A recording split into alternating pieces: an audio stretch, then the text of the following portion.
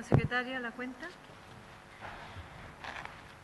La cuenta, señora presidenta. Se recibió una comunicación del honorable senador señor Francisco Chaguán para que la comisión pueda considerar en tabla el proyecto de ley de su autoría que concede la nacionalidad por gracia de don Ricardo Luis Tapiero,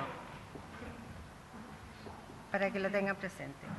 Y después hay una solicitud de audiencia del Consejo para la Transparencia con el objeto de presentar los resultados del proceso participativo que convocó a todas las regiones de Chile y que buscó levantar la opinión de diversos actores en torno a las necesidades de transparencia del país. Eso sería, señora presidenta. Sobre la cuenta ofrezco la palabra. ¿Habría acuerdo sobre esas solicitudes? La del senador Chaguán de incorporar un proyecto de su autoría para otorgar especial gracias al señor Ricardo Luis Tapiero y para recibir en audiencia al Consejo de la Transparencia. ¿Habría acuerdo? Es para ponerlo en tabla nomás. A futuro. Sí, A futuro. pero a futuro. Sí, pero incorporarlos a las tablas, que no tenemos que irlas priorizando de acuerdo a nuestras urgencias. Pero como solicitudes, ¿hay acuerdo? Sí, Muy bien, entonces retomamos el proyecto que quedó muy avanzado, avanzadísimo antes de nos ir. Y que podíamos poner en votación lo que quedó pendiente, ¿no? Si usted nos recuerda, señora secretaria. Sí, tendríamos que ir a la página 3, la indicación número 3 del Presidente de la República para la letra D del lugar de privación de libertad. Voy a leer, señora Presidenta, el texto que se había acordado.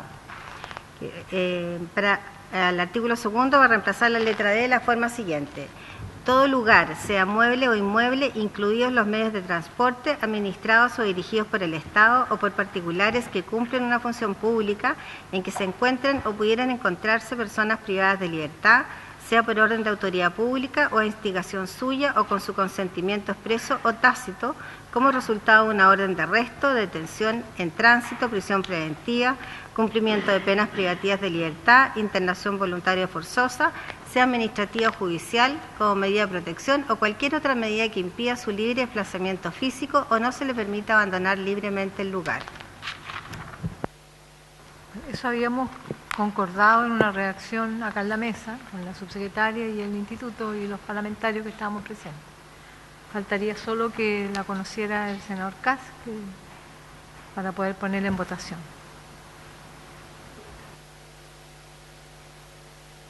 ¿Podríamos, senador Kass, ponerla en votación? ¿Sí? ¿Está de acuerdo? ¿Sería unánime? Muy bien.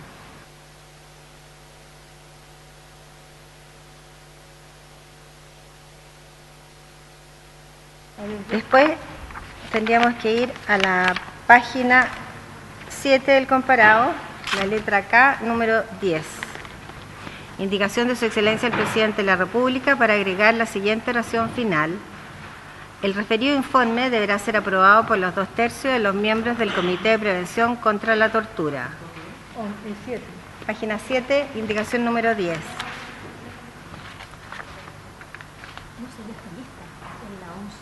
Ah, ¿está lista? Sí, ya está. Ah, perdón, ya, la tenía pendiente. Entonces la letra M, la indicación número 11, para sustituir la frase celebrar a través del instituto convenios por proponer al instituto la celebración de convenios. Habría mayor dificultad, un cambio cosmético, ¿no? ¿Habría acuerdo? Muy bien. No me queda claro el número 10, letra K. ¿Cómo se aprobó tal cual?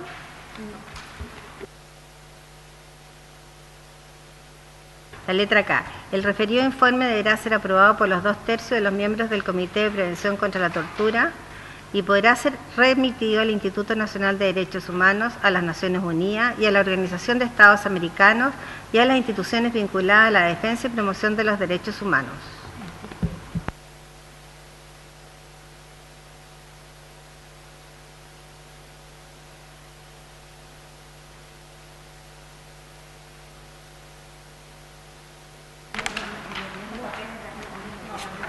Indicación 12, página 8, ¿no?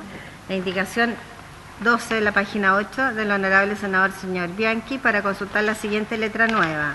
confeccionar un informe interno o acta inmediatamente después de haber realizado la respectiva visita en el que se restringen las condiciones observadas en el lugar de privación de libertad.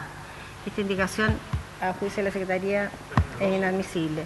Página 8, indicación 12.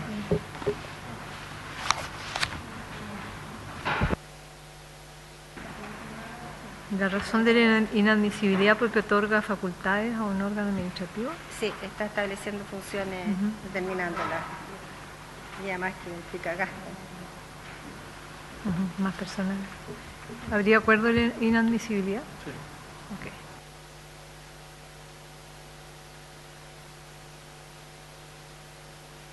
La indicación número 13 del honorable senador señor Bianchi para incorporar una letra nueva al siguiente tenor: realizar un seguimiento en la implementación de las recomendaciones y propuestas formuladas por el Consejo a las respectivas entidades, organismos e instituciones. Por la misma razón anterior.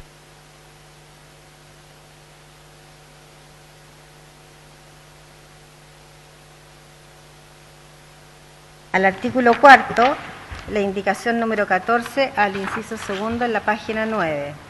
De Su Excelencia el Presidente de la República para agregar, después de la expresión estatuto administrativo, la siguiente frase: sin perjuicio de las sanciones penales que correspondan.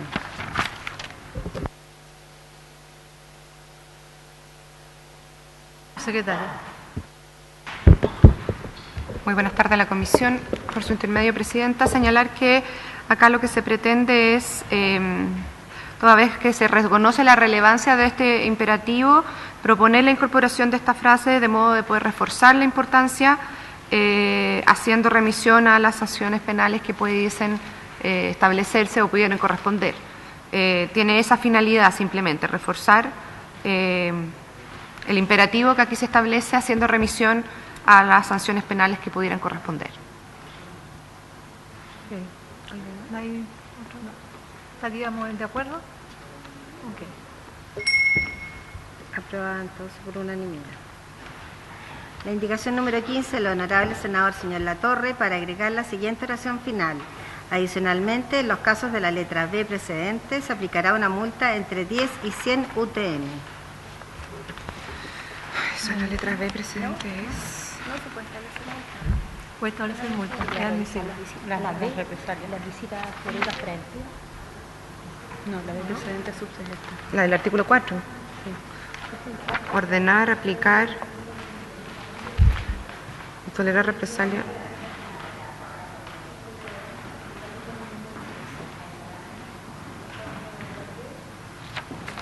Precedente. No del artículo presente. Letra B precedente. O sea, ordenar aquí. La letra B son las prohibiciones. Ofrezco la palabra. Tiene responsabilidad administrativa. Senador Y lo está Latorre. agregando la Nosotros UTM. estamos agregando la responsabilidad penal. Gracias, Presidenta. Sí, el objeto de esta pecuniario. indicación es disuadir, en el fondo, a que los funcionarios entorpezcan o puedan ir en contra de las labores de los miembros del comité.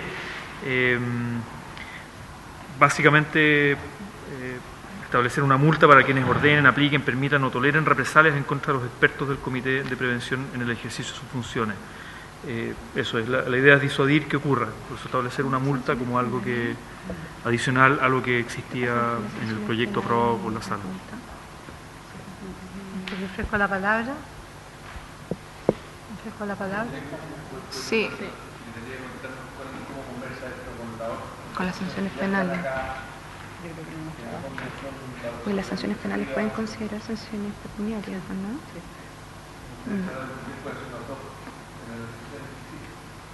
Sí.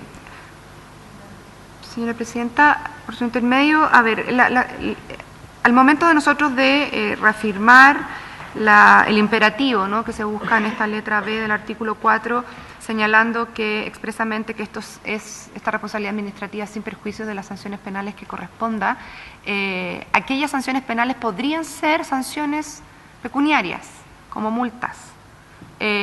Por lo tanto, podrían entrar en un conflicto en determinados casos que no tengo cómo ahora en este mismo momento poder prever cuáles son los casos en que se generaría el conflicto, pero las sanciones penales, dentro de las sanciones penales caben las multas.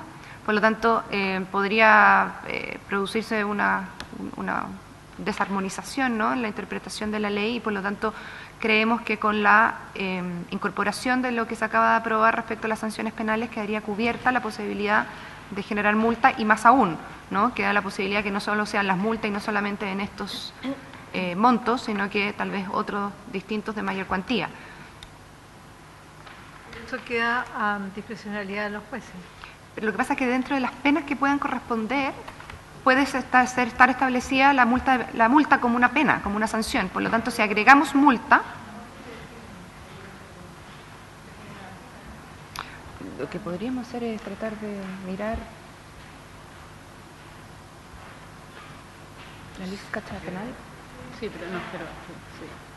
Yo insisto en mi pregunta por lo siguiente, que simplemente imagino que las multas tienen que tener algún orden dentro de una orgánica, y por lo tanto lo que me preocupa es que nosotros acá ad hoc empecemos a generar multas, encontramos que tal vez, no sé, los jueces tengan que tener cierta categorización, conversando con el sistema completo. Por eso pregunto, imagino que en el párrafo cuando hablan del decreto con fuerza de ley número 29 del 2004, que fija el texto respondido, coordinado y sistematizado por la ley 18.834, me imagino que ahí contiene una cierta jerarquía de cómo aplicar las multas. Por eso pregunto, para que no simplemente, y le pregunto también ahí obviamente al senador, si es que efectivamente esto conversa o no con ese tipo de proporcionalidades que debiera tener la multa en cada uno de los casos, para no tener cada vez que hacemos una nueva ley un nuevo esquema.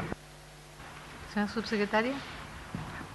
A ver, repitiendo un poco lo que señalé, creo que el establecer que sin perjuicio de las sanciones penales que corresponden, va a incorporar, cuando así sea procedente, las multas como sanción penal. Por lo tanto, en ese sentido, comparto la opinión del senador Kast, que sería entrar, en ese sentido yo señalaba que podía ser confuso o que no estuviera armónicamente interpretado, o pudiera haber una interpretación no armónica en relación a esta norma de las multas, porque ya están establecidas otro tipo de multas y hay una coherencia, ¿no?, respecto de los delitos administrativos, los delitos que tienen causa por faltas administrativas. Por lo tanto, ahí ya hay una lógica interna que se deriva de las faltas a la ley del Estatuto Administrativo de Funcionarios Públicos. Y por otra parte, volver a señalar que estamos a puertas de ingresar, no sé si aporta tan pronto, pero dentro de los próximos meses, el nuevo Código Penal, que viene con toda una armonización que se ha hecho de las penas. Por lo tanto, creo que queda, por una parte, zanjado y cubierta el interés del senador Latorre en el sentido de poder sancionar o de poder evitar, ¿verdad?, ¿cuál es el verbo que usted usa, senador? El disuadir para cometer alguna falta de esta naturaleza, señalando que es con las penas que correspondan, con los sin perjuicio de las penas que correspondan, que podrían incluir las multas. Montos, o sea, eso se define en el sistema, en la lógica que hay de sanciones. ¿Me ofrezco la palabra? Senador Latorre. Sugiero dejar pendiente, como para revisar en detalle, no tengo ahora el documento, pero puedo revisar en detalle la armonización, porque una de los temores que tenemos, en el fondo, es que claro, acá en el fondo dice, la inobservancia de algunas de estas acciones será considerada como infracción grave de la probidad y se fijará, de acuerdo al Estatuto Administrativo, las sanciones, ¿no? Pero de alguna manera dar la señal de que la inobservancia de esto es algo grave, por lo tanto, ver si es que efectivamente esta multa que proponemos está armonizada. En este momento no tengo acá el documento, pero podríamos revisarlo y dejar pendiente esa... Y también, no sé en cuánto tiempo más presentarán esa reforma que decía la subsecretaria. Eso, claro. Derivada. Que se grave. La principal tiene que ver con que, al ya haber aprobado para este mismo artículo, que además de las sanciones como una falta grave a la probidad administrativa, se consideran, ¿verdad?, las sanciones penales que correspondan, queda cubierta la posibilidad de la existencia de multa u otra sanción más grave. Porque las multas ya están consideradas como sanciones penales cuando de una infracción grave al principio de probidad administrativa se deriva algún tipo de delito. ¿Usted solicita dejar pendiente la votación? Muy bien. Entonces, Ya, entonces continuamos con el artículo 5, el inciso primero, la indicación 16 de Su Excelencia el Presidente de la República para sustituir la palabra 9 por 7. Cambia los miembros, el número de integración de los miembros. El Comité de Prevención contra la Tortura estará integrado por 7 miembros, que tendrán la calidad que señala. ¿cuál es la razón de disminuir?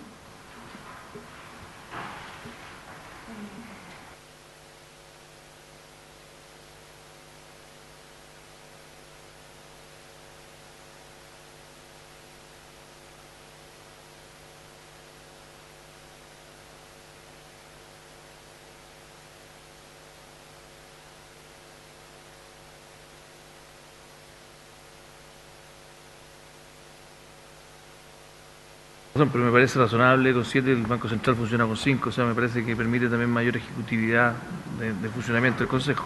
Simplemente manifiesto me parece bien. Dale.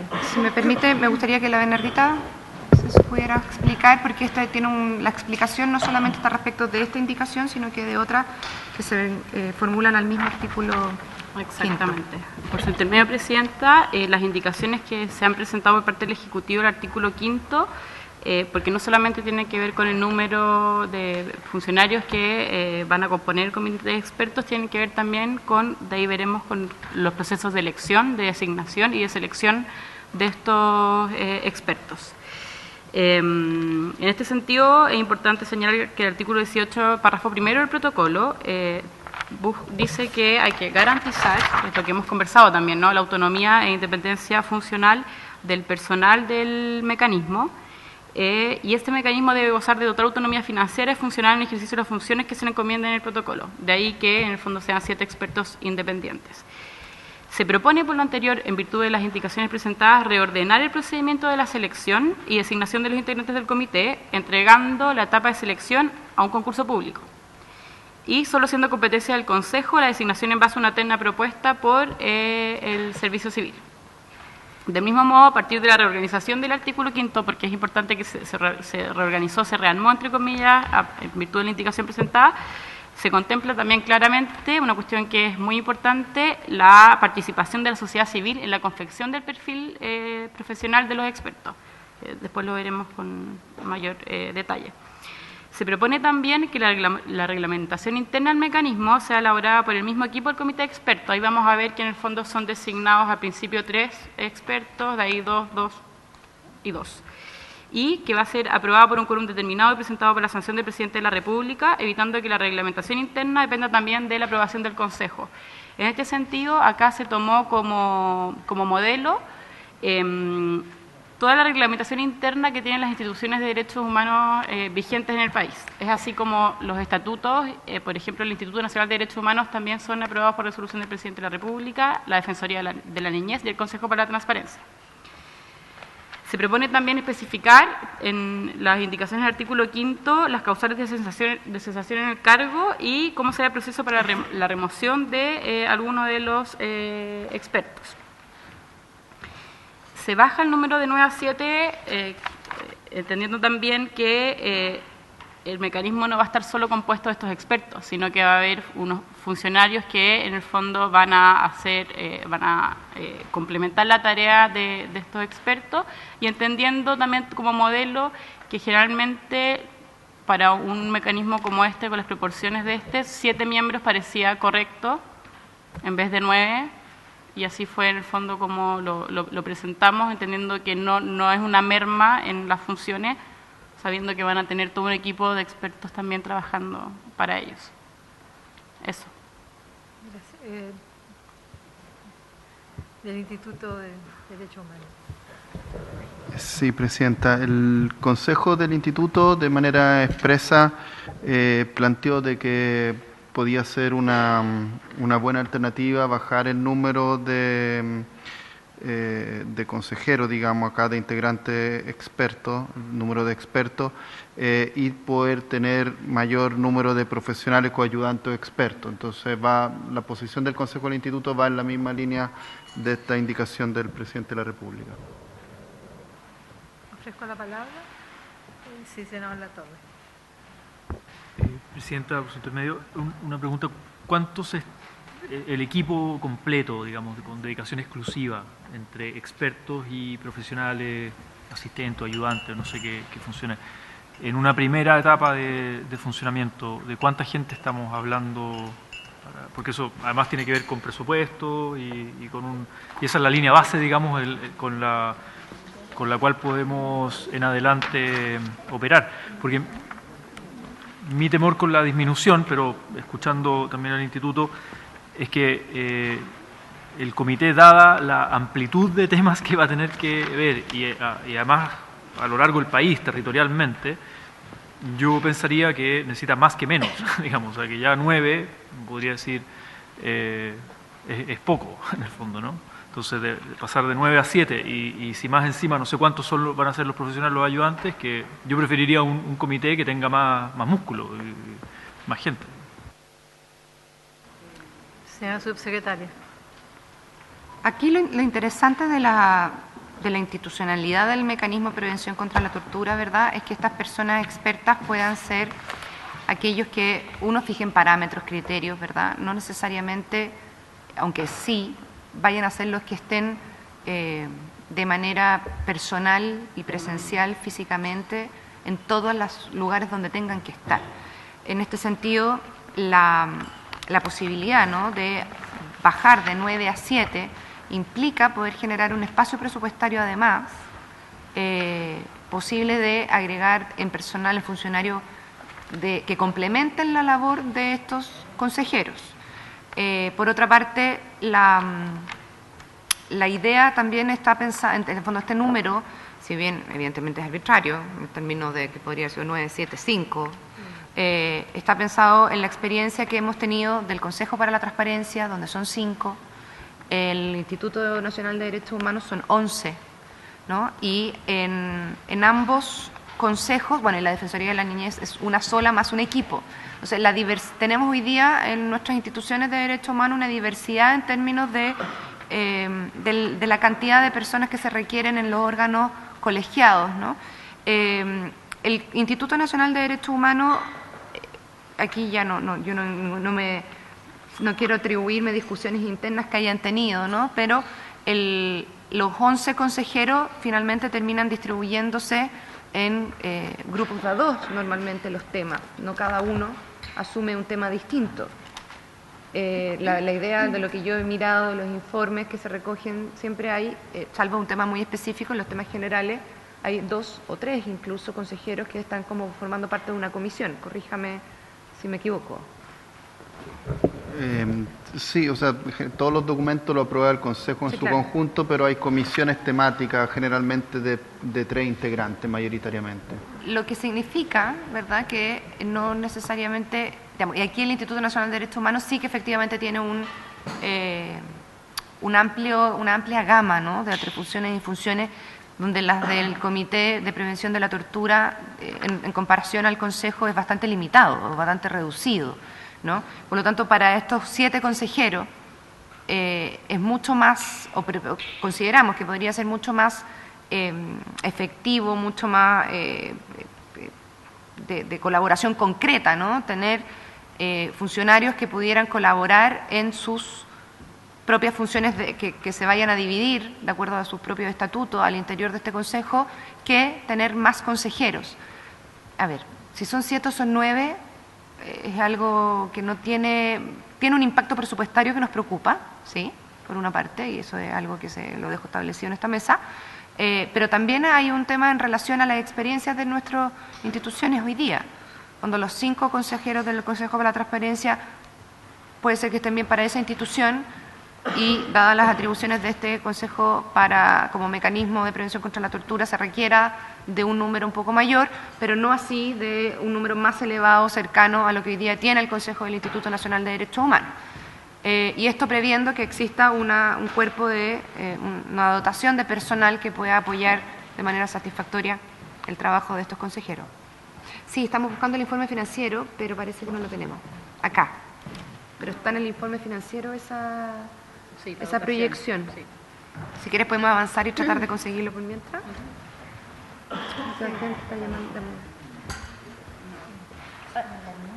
Avancemos al 17 mientras buscan la información.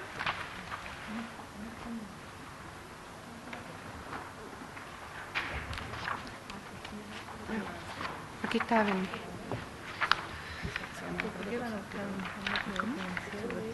Ahí está el informe financiero. Pero eso no sé si son de las indicaciones de ustedes. No, Sí, sí. no, pero no sé, pero no Da lo sé. mismo, no Sí, variado. sí.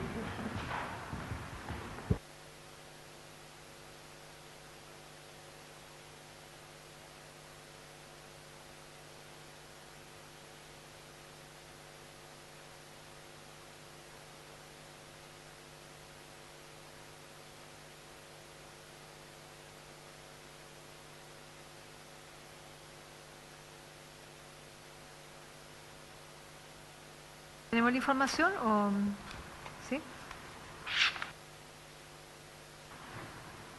Señor Sí, pues. subsecretario, la información que nos va a entregar es un informe financiero sobre El proyecto de ley respecto de la dotación de personal que está considerada. estos 7, más los expertos que Claro, sí, asesoran. los 7 expertos más, Más los asesores. los funcionarios. Gracias. Voy a leerlo directamente. La estimación de gasto fiscal considera la gradualidad de la implementación establecida en el proyecto al que llega una situación de régimen al tercer año de vigencia. Así, el primer año de vigencia, el comité estará integrado por 3 expertos y o expertas, pasando a 6 en el segundo año y a 9 en el tercero. Esto es la redacción anterior, por lo tanto habría que hacerlo 2, 2 y 3, o 3, 2 y 2. Sí, así está pensado. Por su parte, el personal de apoyo del comité será de 9 personas para los 2 primeros años y de 11 a contar del tercer año. Si esto se mantiene, bajando el número de consejeros, ¿verdad?, de 9 a 7, uno podría pensar en agregar en cada uno una gradualidad, ¿no?, 11 y 13, es decir, en vez de 9 y 11, que esa es un poco la idea. Sí. Y esto equivaldría a un mayor gasto fiscal anual estimado en régimen de 1.067 millones de pesos. Sí. Esa es la propuesta. Sí, senador Lata. Solo que, no sé, quede de alguna manera, claro, no puede quedar en la ley, pero que esta gradualidad de aumentar en 2 años más, o sea, va a depender del Ejecutivo finalmente, porque inicialmente era partir con 9 y en 2 años más aumentar a 11. Lo que están proponiendo ustedes es partir con 7 y aumentar el staff. ¿No? Eso es lo No. Respecto de los miembros del Consejo, del Comité, la propuesta, el informe fiscal del primer original, digamos, establece que el primer año de vigencia el comité estará integrado por 3 expertos y luego se aumentaba a 6 y luego a 9 el tercer año. En este caso sería 3 el primer año, 2 el 5 el segundo y 7 el tercero. Y respecto del personal de apoyo, era 9 personas los 2 primeros años, que serían 11, en el fondo uno podría proponer eso, 11, y a partir del tercer año 13. O sea, Sí, fue lo que está podríamos- informando de la subsecretaria del informe financiero. Financiero, sí, pero no está si no había problema. en cambiar Sí. ese... Después ok. la elegibilidad, en la indicación Ahora podríamos traer 17, la estamos en la función de indicación las 16 de la página actualizada. 9. Realizar este párrafo, ¿no? Voy a... Está acá, lo que propongo es consultar a través de SECPRES, a DIPRES, para que manden el párrafo actualizado y que...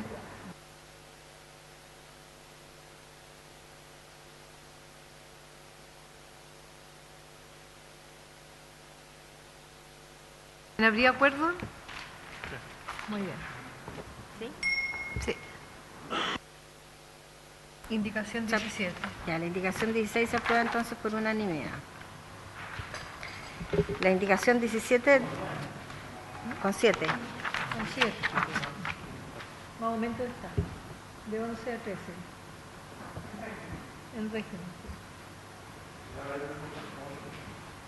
Ese es tu tema. Ya. La 17 reemplaza el inciso segundo por el siguiente. La selección de los candidatos expertos... perdón, ¿es la indicación de acá la que hay que leer? ¿Es la misma? ¿Pero de los grupos étnicos minoritarios? Ya.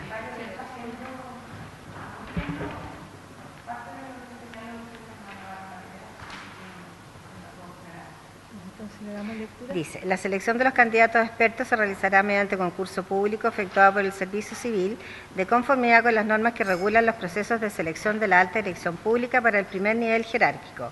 El Consejo de Alta Dirección Pública elaborará una terna que será propuesta al Consejo del Instituto, el que designará a los expertos por mayoría simple de sus integrantes, teniendo en consideración el equilibrio de género, el enfoque multidisciplinario y la adecuada representación de los grupos étnicos y minoritarios del país.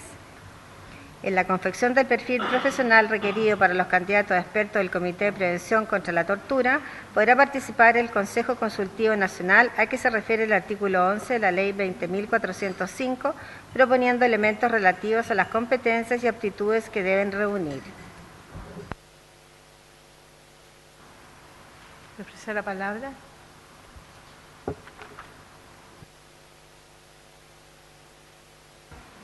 Respecto del Ejecutivo, vale para todas las indicaciones referidas al artículo 5, lo señalado previamente por la abogada Bernardita Vega. No sé si después podemos volver a hacer un resumen, pero en el fondo es lo dicho por la Bernardita.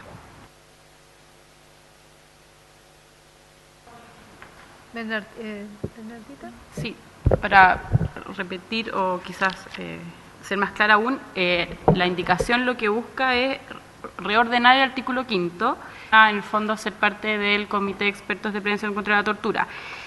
Se prevé la participación del Servicio Civil a través de la Alta Dirección Pública, el Consejo del Instituto Nacional de Derechos Humanos y de la sociedad civil. La sociedad civil se busca que su participación esté recaída en la construcción del perfil de los cargos que deben cumplir, el perfil y los requisitos que deberían cumplir estos 7 miembros. El concurso se hace a través del Servicio Civil por Alta Dirección Pública y los candidatos son, en el fondo, finalmente elegidos por el Consejo del Instituto Nacional de Derechos Humanos. No sé si hay más preguntas. Hay un cambio sustantivo en lo que se proponía anteriormente, al que propone la Cámara de Diputados.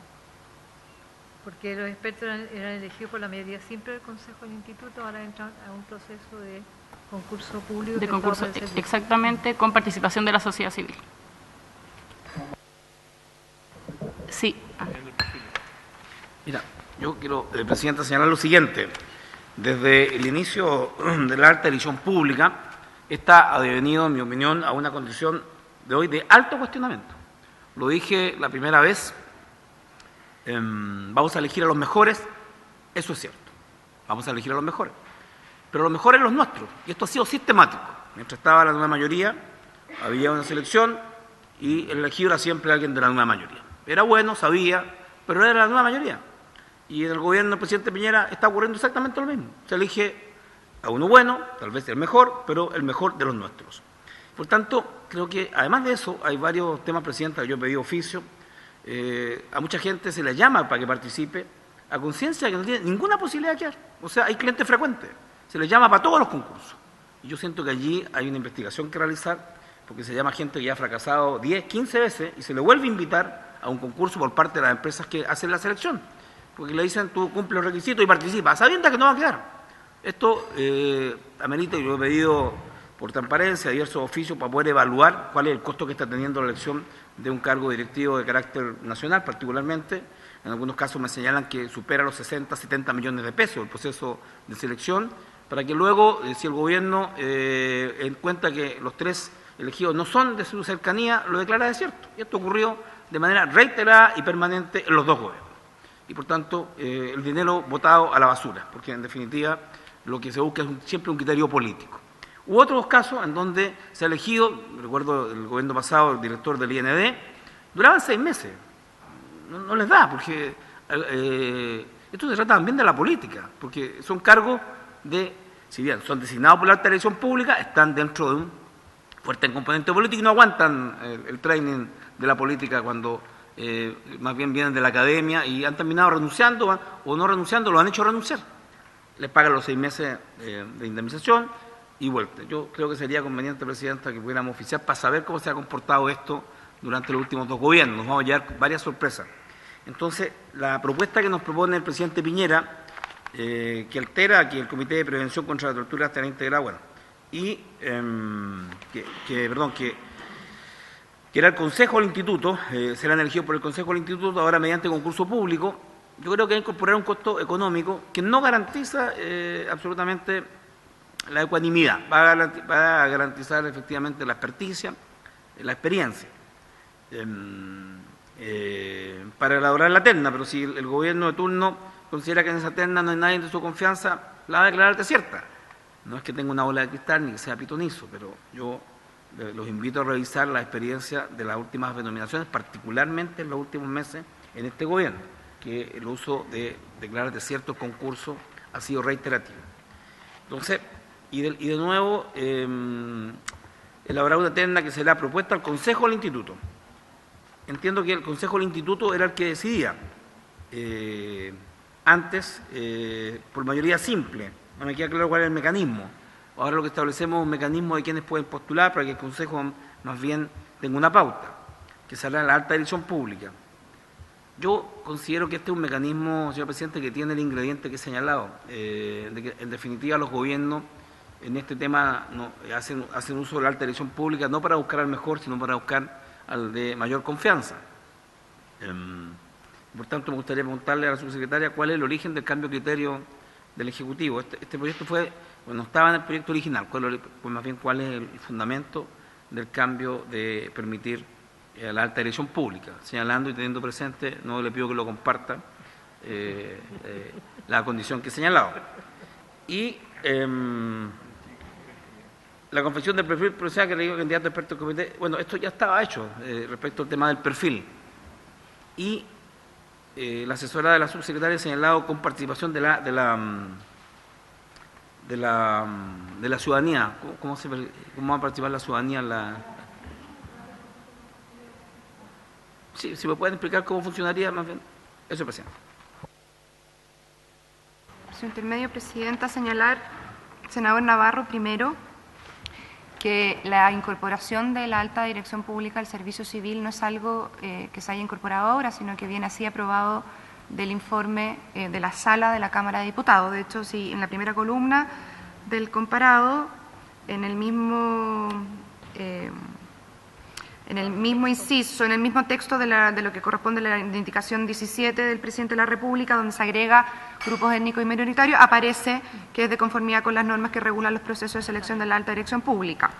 Lo que nosotros agregamos acá, ¿verdad?, es la participación del Consejo del INDH para que sea este el que pueda elegir entre aquellas 3 personas que están en la terna definida por la alta dirección pública y además con el ánimo de asegurar aún más la independencia y autonomía de este comité, que es aquello que nos exige el protocolo facultativo de prevención contra la tortura, en el sentido de asegurar a esta institución de derecho pública de derechos humanos la mayor autonomía e independencia financiera y administrativa posible, ¿verdad? No solamente agregamos la participación del Consejo del INDH en relación a la terna que se deriva del servicio civil, sino que además proponemos que la sociedad civil, a través del registro de organizaciones de la sociedad civil que tiene el Instituto Nacional de Derechos Humanos, participe en la elaboración del perfil del cargo, cual realmente nos parece una innovación interesante, puesto que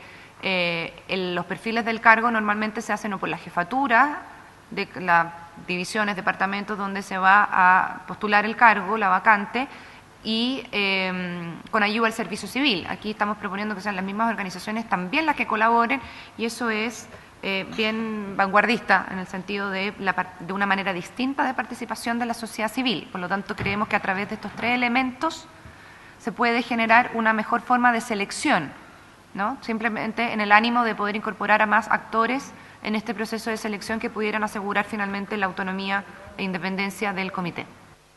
Senador Navarro. Presidenta, 2 cosas. Primero, el Comité de Prevención contra la Tortura, digamos, podrá participar el Consejo Consultivo Nacional. Bueno, si queremos que participe, eliminemos el podrá, porque eso es facultativo. Y quiero recordar que me tocó ser parte del Consejo Consultivo de Medio Ambiente durante el gobierno del presidente Lagua.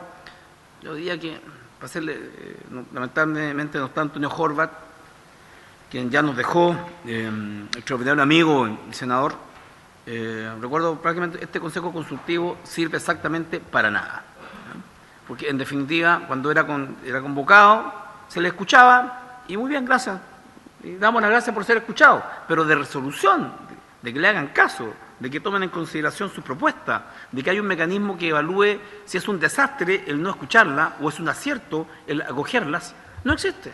Usted tiene un Consejo Consultivo en una monarquía presidencial donde no existe ni un solo artículo en la Constitución, que ni siquiera la libertad de reunión, que hay que pedir permiso para reunirse.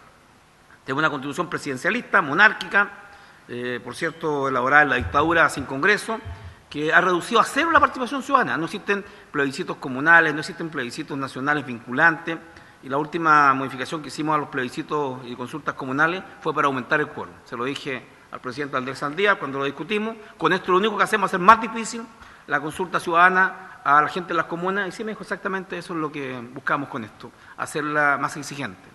Entonces, primero, él podrá participar el Consejo Consultivo Nacional.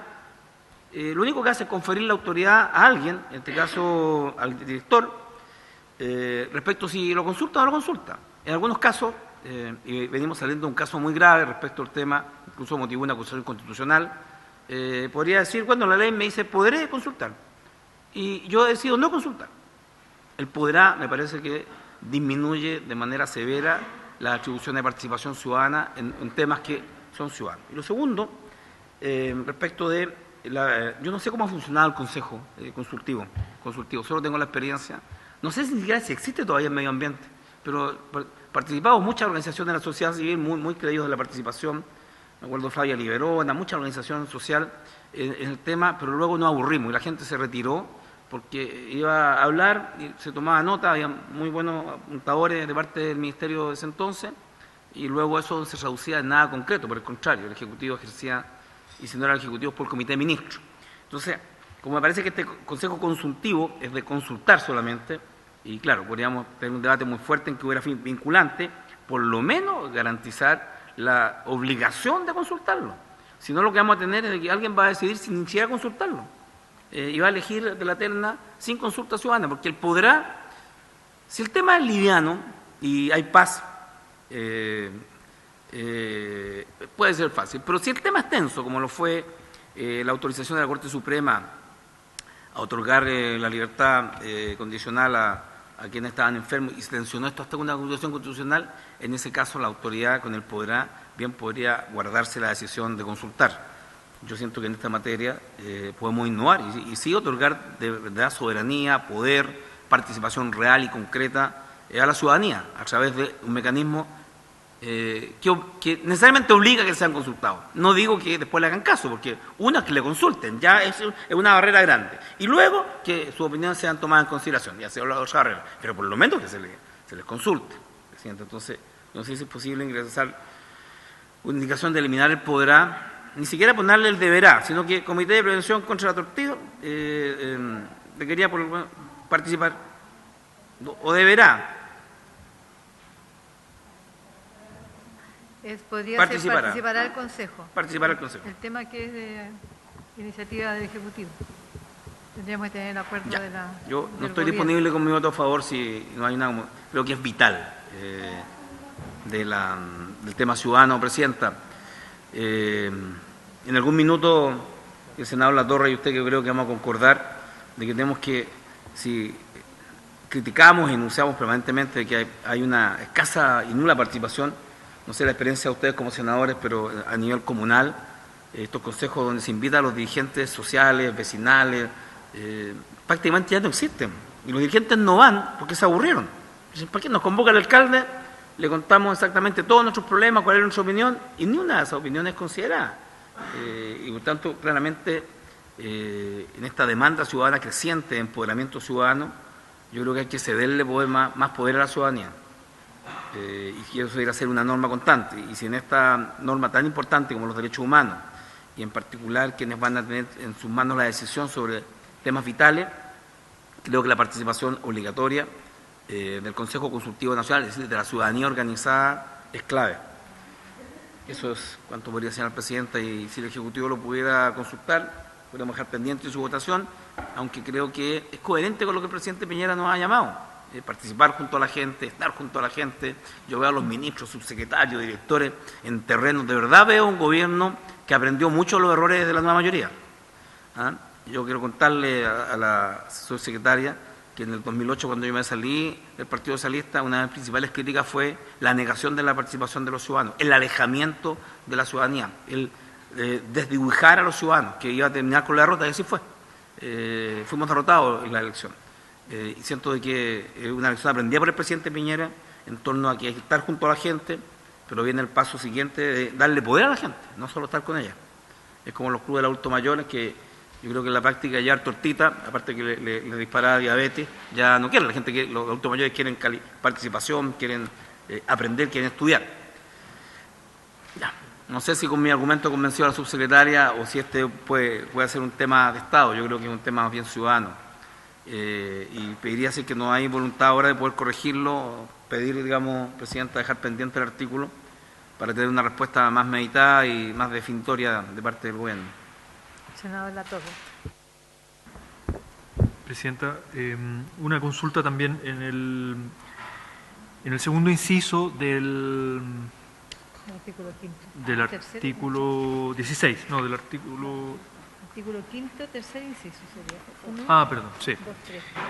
Donde se habla que los expertos del comité durarán 4 años en sus cargos y podrán ser nombrados para un nuevo periodo, debiendo someterse al mismo procedimiento que se anuncia en el inciso anterior.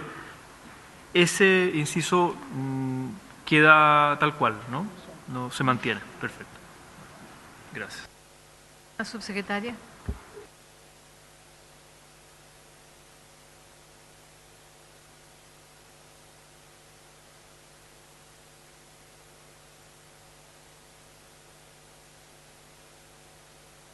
Muchas gracias, presidenta.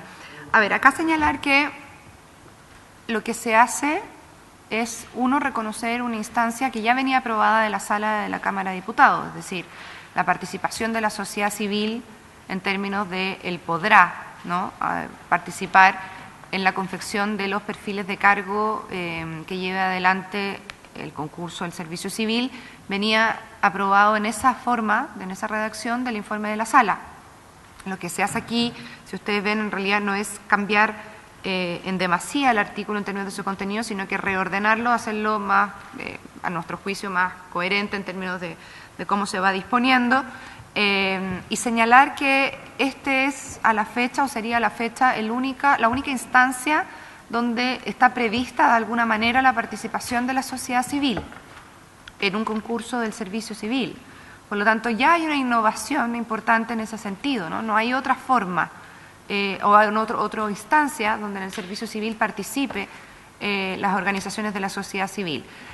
Al ser el Consejo Consultivo del Instituto Nacional de Derechos Humanos, cabe señalar que, bueno, más detalles tal vez podrá entregar ahí el abogado Bustos, pero es un consejo que tiene ya una trayectoria de casi 10 años de funcionamiento, que tiene bien claros cuáles son su espacio, sus formas de poder influir, de poder participar, y la forma en que la sociedad civil, las organizaciones podrán participar en la formulación de estos perfiles de cargo, finalmente va a responder no sé si a un reglamento interno, pero de una instrucción propia del servicio civil. De alguna manera, si nosotros establecemos, ¿verdad?, una instancia vinculante, donde la regulación de esa instancia no esté establecida claramente, puede, por una parte, encarecer muchísimo el proceso de selección, porque las organizaciones de la sociedad civil podrían demorarse mucho tiempo, por ejemplo, en definir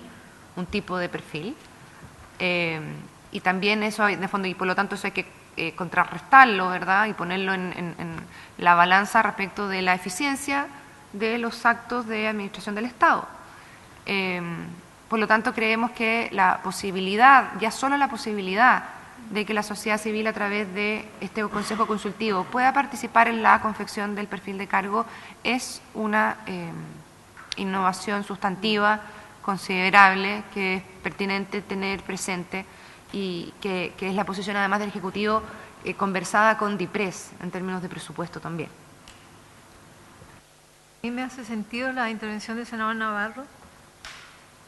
Él no avanza a que sea vinculante, porque aquello crearía un escenario como el que usted describe, sino que solamente que sea considerado con más fuerza, no que sea optativo, podrá o no podrá, eso queda al arbitrio de quienes toman la decisión.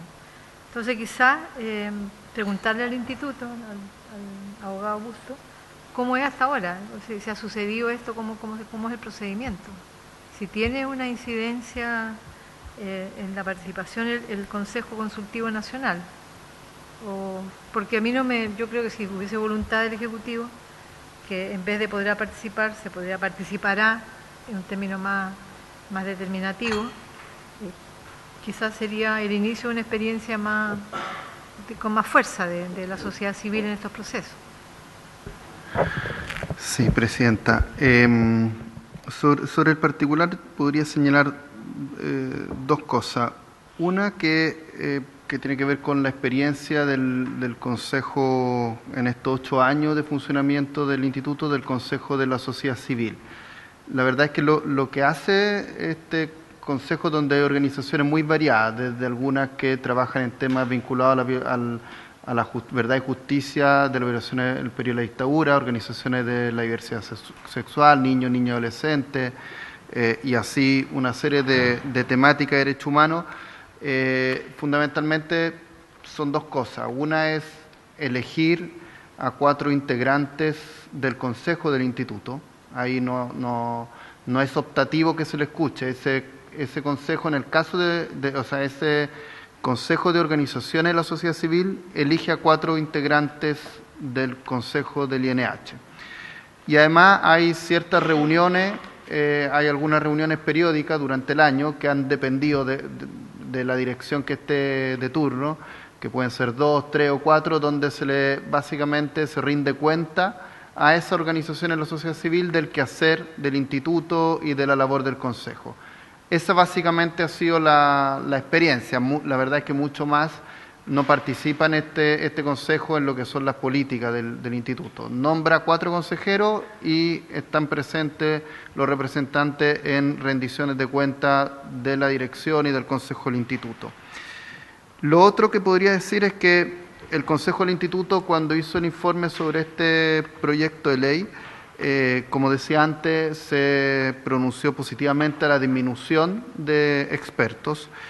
No hizo referencia a qué manera tenía que intervenir los integrantes los representantes de la sociedad civil en el nombramiento de ellos, pero sí el Consejo de manera unánime planteó la importancia de asegurar textualmente la participación de la sociedad civil en las labores del comité, de manera de sugerir que se contemple en la ley un consejo asesor de la sociedad civil para el comité de expertos. Esto, la verdad, no tiene que ver exactamente con eso, pero lo que quiero decir es que el Consejo sí planteó la relevancia que tiene que tener la sociedad civil en las labores del comité de expertos del mecanismo, que tiene que ser fundamental.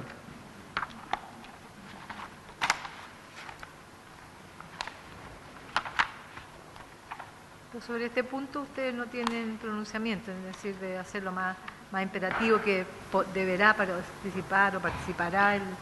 Eso, ustedes van en una línea más radical todavía, en el sentido de que existe un comité asesor. Incluso, sí, ese fue el pronunciamiento unánime, digamos, del Consejo del INH. Por eso no me puedo pronunciar yo sobre si correspondería, podrá o deberá el nombramiento, pero sí el Consejo del Instituto dijo claramente que era relevante la participación de la sociedad civil, incluso después en el funcionamiento del propio mecanismo.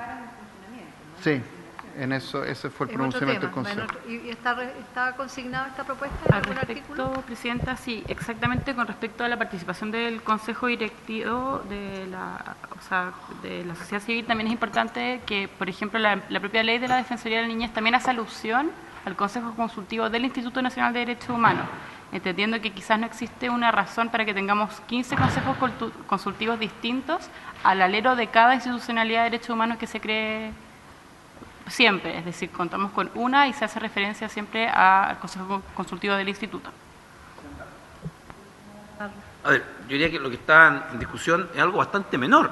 O sea, aquí no estamos discutiendo la participación permanente del Consejo Consultivo, estamos diciendo si es posible que participe en la confección del perfil profesional requerido para los candidatos expertos.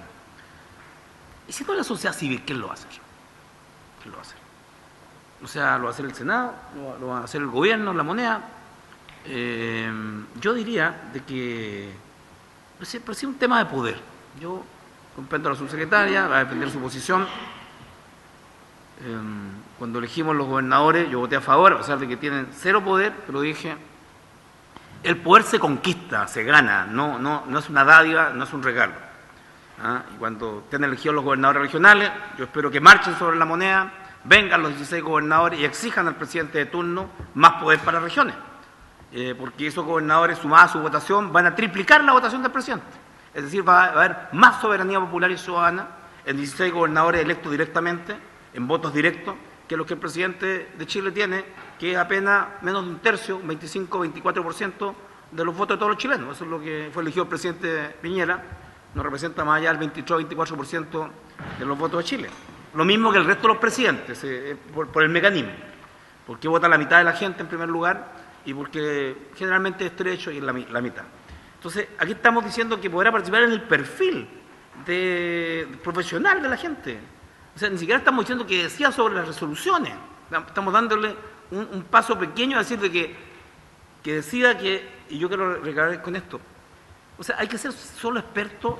¿Cuál es el concepto de experto? O sea, los luchadores de los derechos humanos de 40 años, los que han sido violados, torturados, los que han sufrido la pena y no tengan título académico, no podrán ser expertos en esta materia. Vamos a repetir la figura de que para poder participar en esta estructura donde se decide algo tan valioso como los derechos humanos hay que haber ido a la universidad, porque parece ser de que efectivamente esto fue al inicio cuando lo discutimos, de por qué entonces un experto tiene que ser con título universitario, porque no me cabe duda de que el perfil de la alta dirección pública para elegir al Consejo ya es discriminatorio. ¿Es discriminatorio?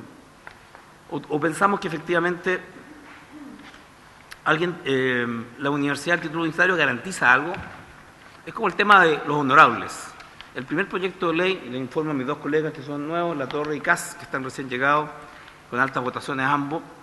Cuando yo ingresé, el 2008 sería, el 2005. Mi primer proyecto de ley fue cambiar el vocablo honorables por el de ciudadano senador. Dejar el concepto de honorable senador, porque la honorabilidad no se gana ni en una elección parlamentaria, ni con una cuenta corriente en el banco, se gana con una conducta de vida, la honorabilidad. Y me carga que me llamen honorable, porque la honorabilidad se conquista, no se otorga mediante la elección. Bueno, todavía está el proyecto ahí, como me dijo un entonces presidente del Senado, me quieres quitar el único título que tengo, porque ese presidente no tenía ningún título profesional.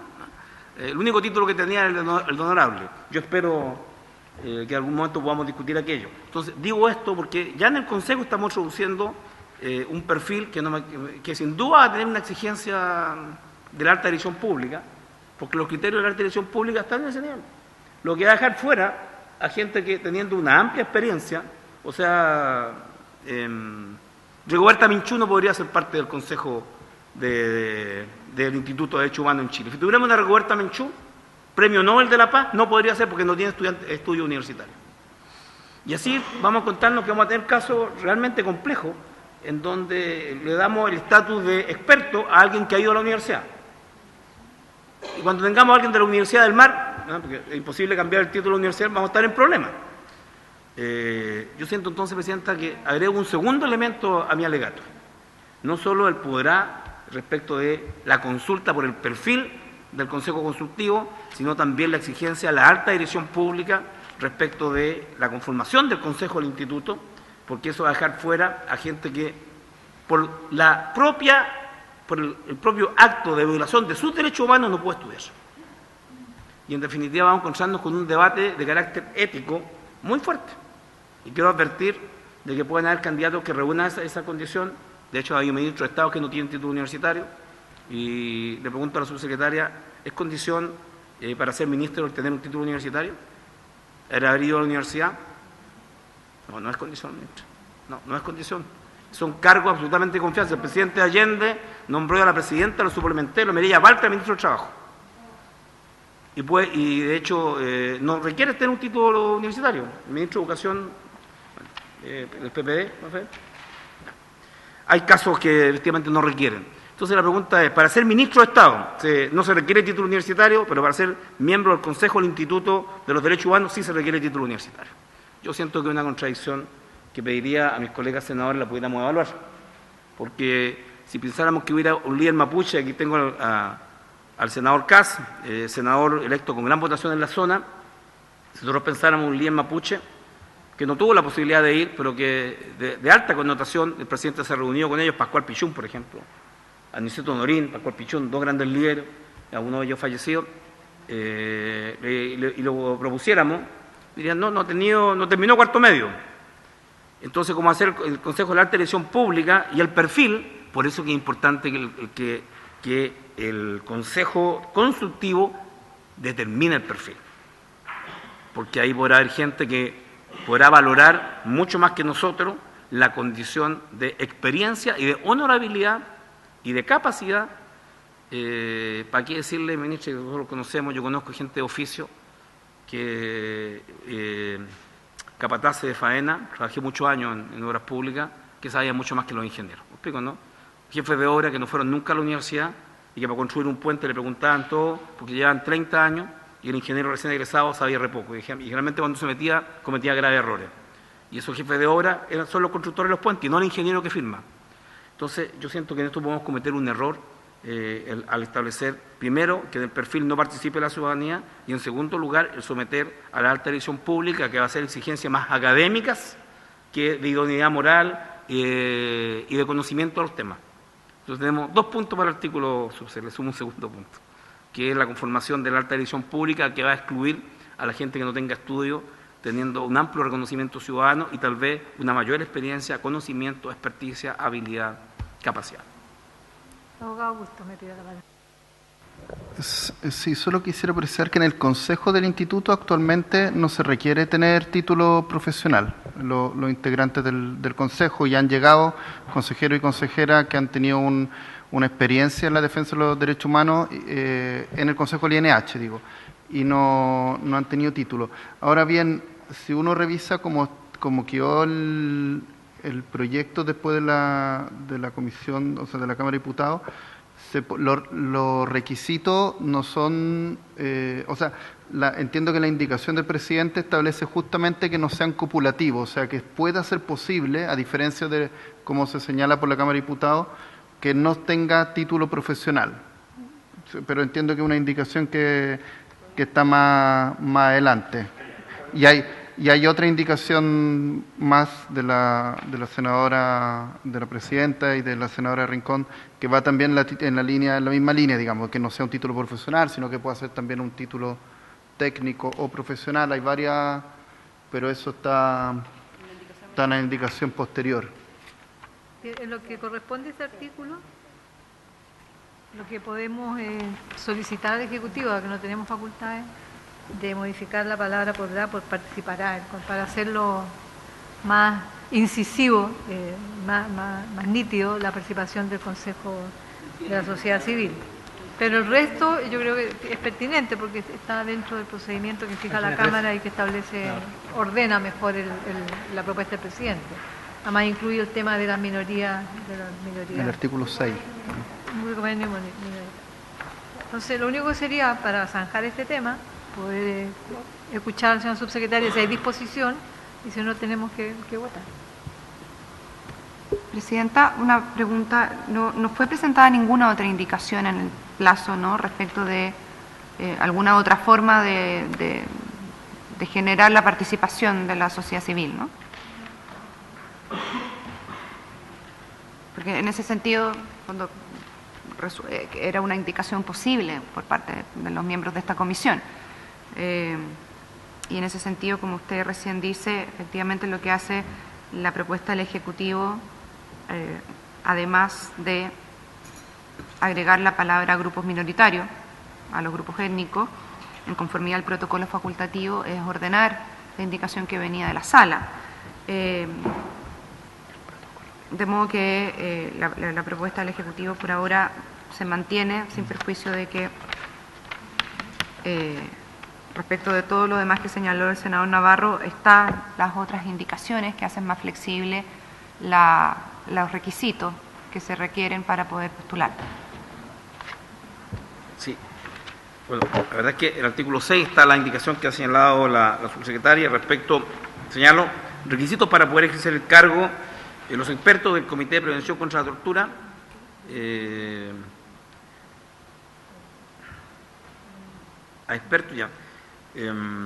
deberá cumplir lo menos con los siguientes requisitos. La indicación del Presidente de la República establece 2D, por lo menos deja, y estos son título profesional, experiencia probada en trayectoria de derechos humanos y acreditar 5 años de experiencia laboral en alguna de las siguientes áreas. Yo quiero decir de que ya en la selección por parte de la alta dirección pública se va a liquidar a todos, ¿no?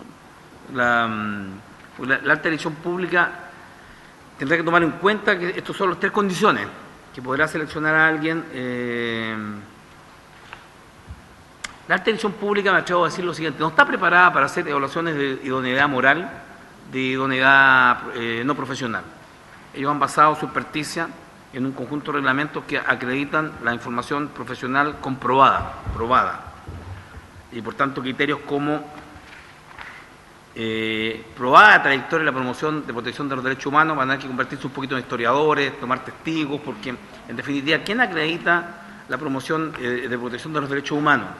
Eso no está en un certificado, sino que quiero decir de que respecto a la acreditación de personas que fueron violentadas en sus derechos humanos laborales, muchos parlamentarios firmamos documentos porque eran dirigentes sindicales de Fanalosa, y los conozco de 30 años, a sus hijos torturados, y después quiero decirle que hubo gente en el gobierno, y particularmente el gobierno de derecha, que cuestionaron y siguen cuestionando aquello.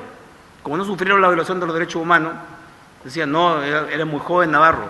Sí, pero conozco a su hijo, conozco a su abuelo, los conozco 36 años. Entonces, ¿cómo uno prueba este tema de la promoción y protección de los derechos humanos? Al final vamos a terminar los parlamentarios firmando un certificado que diga que efectivamente tal o cual persona ha tenido esta trayectoria porque la conocemos.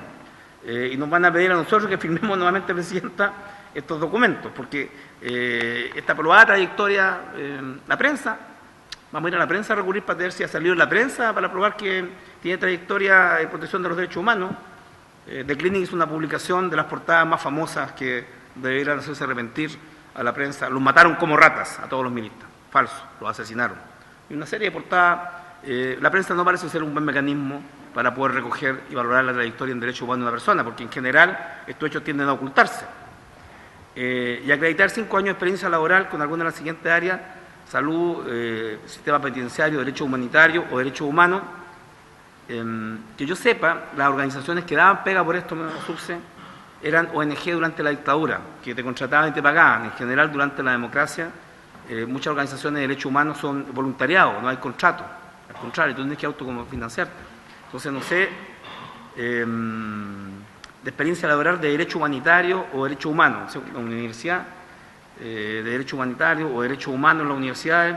Hay profesores de derecho humano en la Academia Carabineros, me contan, pero son también profesionales, ¿no? Abogados, defensores de derechos humanos. Y por tanto, solo preguntarle al Ejecutivo, como este está en el artículo 6 y estamos tratando del artículo 5, ¿no? 5 viene con posterioridad, pero ya dejamos que sea la alta dirección pública la que determine la selección. Tengo dudas sobre la capacidad de la alta dirección pública para acreditar algo que no esté refrendado en su experticia, que es garantizar de manera aprobada. Lo otro es la entrevista personal, los va a invitar. Pero si le dice, mira, yo, no sé, estuve en Guatemala 5 años, estuve en Chile ante la dictadura, estudié afuera pero no me titulé. Es una entrevista verbal donde a veces los medios de prueba son complejos. En general, los gobiernos son poco dados a dar certificados de luchadores por derechos humanos, porque en general los estados son los que los han perseguido, ¿me explico, no? Y por tanto, dar esos certificados significa reconocer que de algún modo esté reconociendo a quien te combatió la calidad legítima de ese combate, de esa oposición, de esa lucha. Bueno, eso es, Presidenta. Yo siento que ya si yo lo introdujo la Cámara de Diputados, yo no tuve el debate, voy a pedir el debate por quién introdujeron la alta dirección pública para este tema. Yo, si a mí me preguntaran, y de los 11 miembros, es el Consejo de Expertos, ¿no? 11, digamos, 9, 7.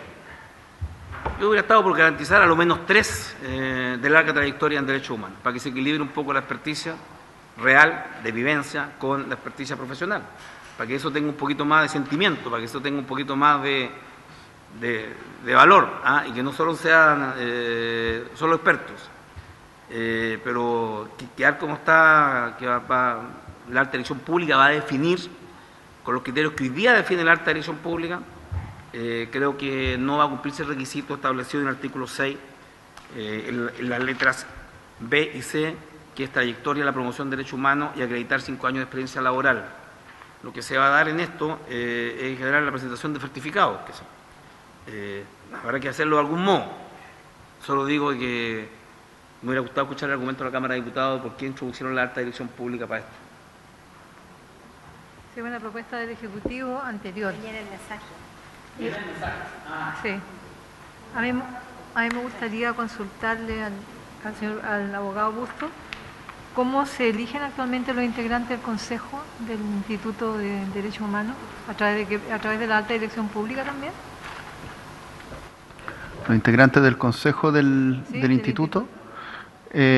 Bueno, son 11 y hay 2 elegidos por el Presidente de la República, 2 por el Senado, 2 por la Cámara de Diputados, 1 por los decanos de las Facultades de Derecho y 4 por las organizaciones de la sociedad civil, de este registro. Ahí, entre las mismas organizaciones, postulan nombres y son las organizaciones las que designan a 4 personas que finalmente integran el Consejo, 4 de 11. ¿No interviene para nada? No hay un concurso ni... No. En el caso del Consejo del INH, no. Señor Subsecretario. Sí, quiero señalar un par de cuestiones. Respecto de la incorporación del servicio civil en la elección de los consejeros, de los miembros de este Comité de Prevención de la Tortura, hay una idea, un fundamento de buena fe, ¿no?, en términos de este gobierno y del anterior, respecto de generar un actor diverso a normal o tradicionales actores políticos que terminan por designar a miembros de consejo. Es parte de lo que muchas veces está en el debate público en relación a la conformación de muchos órganos colegiados en nuestro país. Máxime que tanto el protocolo facultativo como el Instituto Interamericano de Derechos Humanos, en relación a la implementación del protocolo facultativo, señala, ¿verdad?, que se requiere de una expertise o de una experiencia profesional. Ojalá en el fondo estas personas tuvieran una expertise profesional al momento de poder incorporarse al comité, porque se entiende que es una función sustancialmente técnica la que ellos elaboran, ¿no? O que tiene un matiz, un tono importante en términos técnicos de las funciones que ellos van a llevar adelante. Eso por una parte. De hecho, el protocolo señala literalmente, el Instituto Interamericano sostiene que los miembros del Mecanismo Nacional de Prevención de la Tortura deben tener conocimientos profesionales en campos pertinentes tales como derechos humanos, asistencia sanitaria o administración de justicia, es decir, no solamente derechos humanos propiamente tal. Y eso me lleva a una segunda consideración que yo quería señalar acá en esta mesa. Al hablar de trayectoria en derechos humanos, creo yo, senador Navarro, que no solamente estamos conversando de organizaciones de derechos humanos o actores principales de derechos humanos que se la jugaron en su minuto respecto de los crímenes cometidos en dictadura, sino que también hay trayectorias de derechos humanos que se dan en otros ámbitos, en los ámbitos de la migración, de la defensa de las personas con discapacidad, de los adultos mayores, de las mujeres, de los migrantes, no sé si ya lo dije, pero el tema del medio ambiente, etcétera. Es decir, es más amplio de lo que usted parecía solo referir en su declaración anteriormente. Y en este sentido no se requiere de certificado, sino que de comprobar esa trayectoria. Es la persona que ha trabajado en una organización voluntaria, aunque no haya tenido contrato, ¿verdad?, tiene una trayectoria en una organización determinada, ¿verdad? Por lo tanto, señalar que esta trayectoria no solamente está considerada en términos de las organizaciones o personas que hayan sido valiosos, ¿verdad?, defensores de los derechos humanos respecto de los crímenes cometidos en dictadura, sino que también respecto de muchas otras dimensiones que podemos tener, digamos, que hay, ¿verdad?, experiencia acreditable en los últimos 30 años en nuestro país, incluso antes. Señalar, ¿verdad?, que no solamente este proyecto de ley el que requiere de una experiencia profesional, sino que eso también está señalado por organismos internacionales en relación a la implementación del protocolo facultativo en esta materia. Y tercero, señalar que esto viene aprobado de esta manera también de la sala de la Cámara de Diputados y que no se generó ninguna otra indicación distinta. Y todo esto señalando además que estamos considerando dos indicaciones que están bien separadas en términos del espacio, ¿no?, que esto tiene que ver con el artículo 5º y que el otro tiene que ver con el artículo 6º, pero que, como señalaba el senador Navarro, podrían eventualmente estar vinculadas porque queda a la aprobación de la terna primera el servicio civil. Las opciones para elegir a los miembros de de consejos colegiados, de autoridades colegiadas, no son muy amplias. Tenemos distintas formas y creemos que esta forma que incorpora una parte técnica, que incorpora la posibilidad de participar de la sociedad civil e incorpora la decisión final al Consejo del Instituto Nacional de Derechos Humanos, que ya tiene otra forma de ser electo, ¿verdad?, es una manera compleja y valiosa de poder designar a estos miembros del comité. Una consulta para la subse o los asesores. En el Consejo actual del INDH, ¿hay algún miembro de los pueblos originarios? Todo, de cualquier.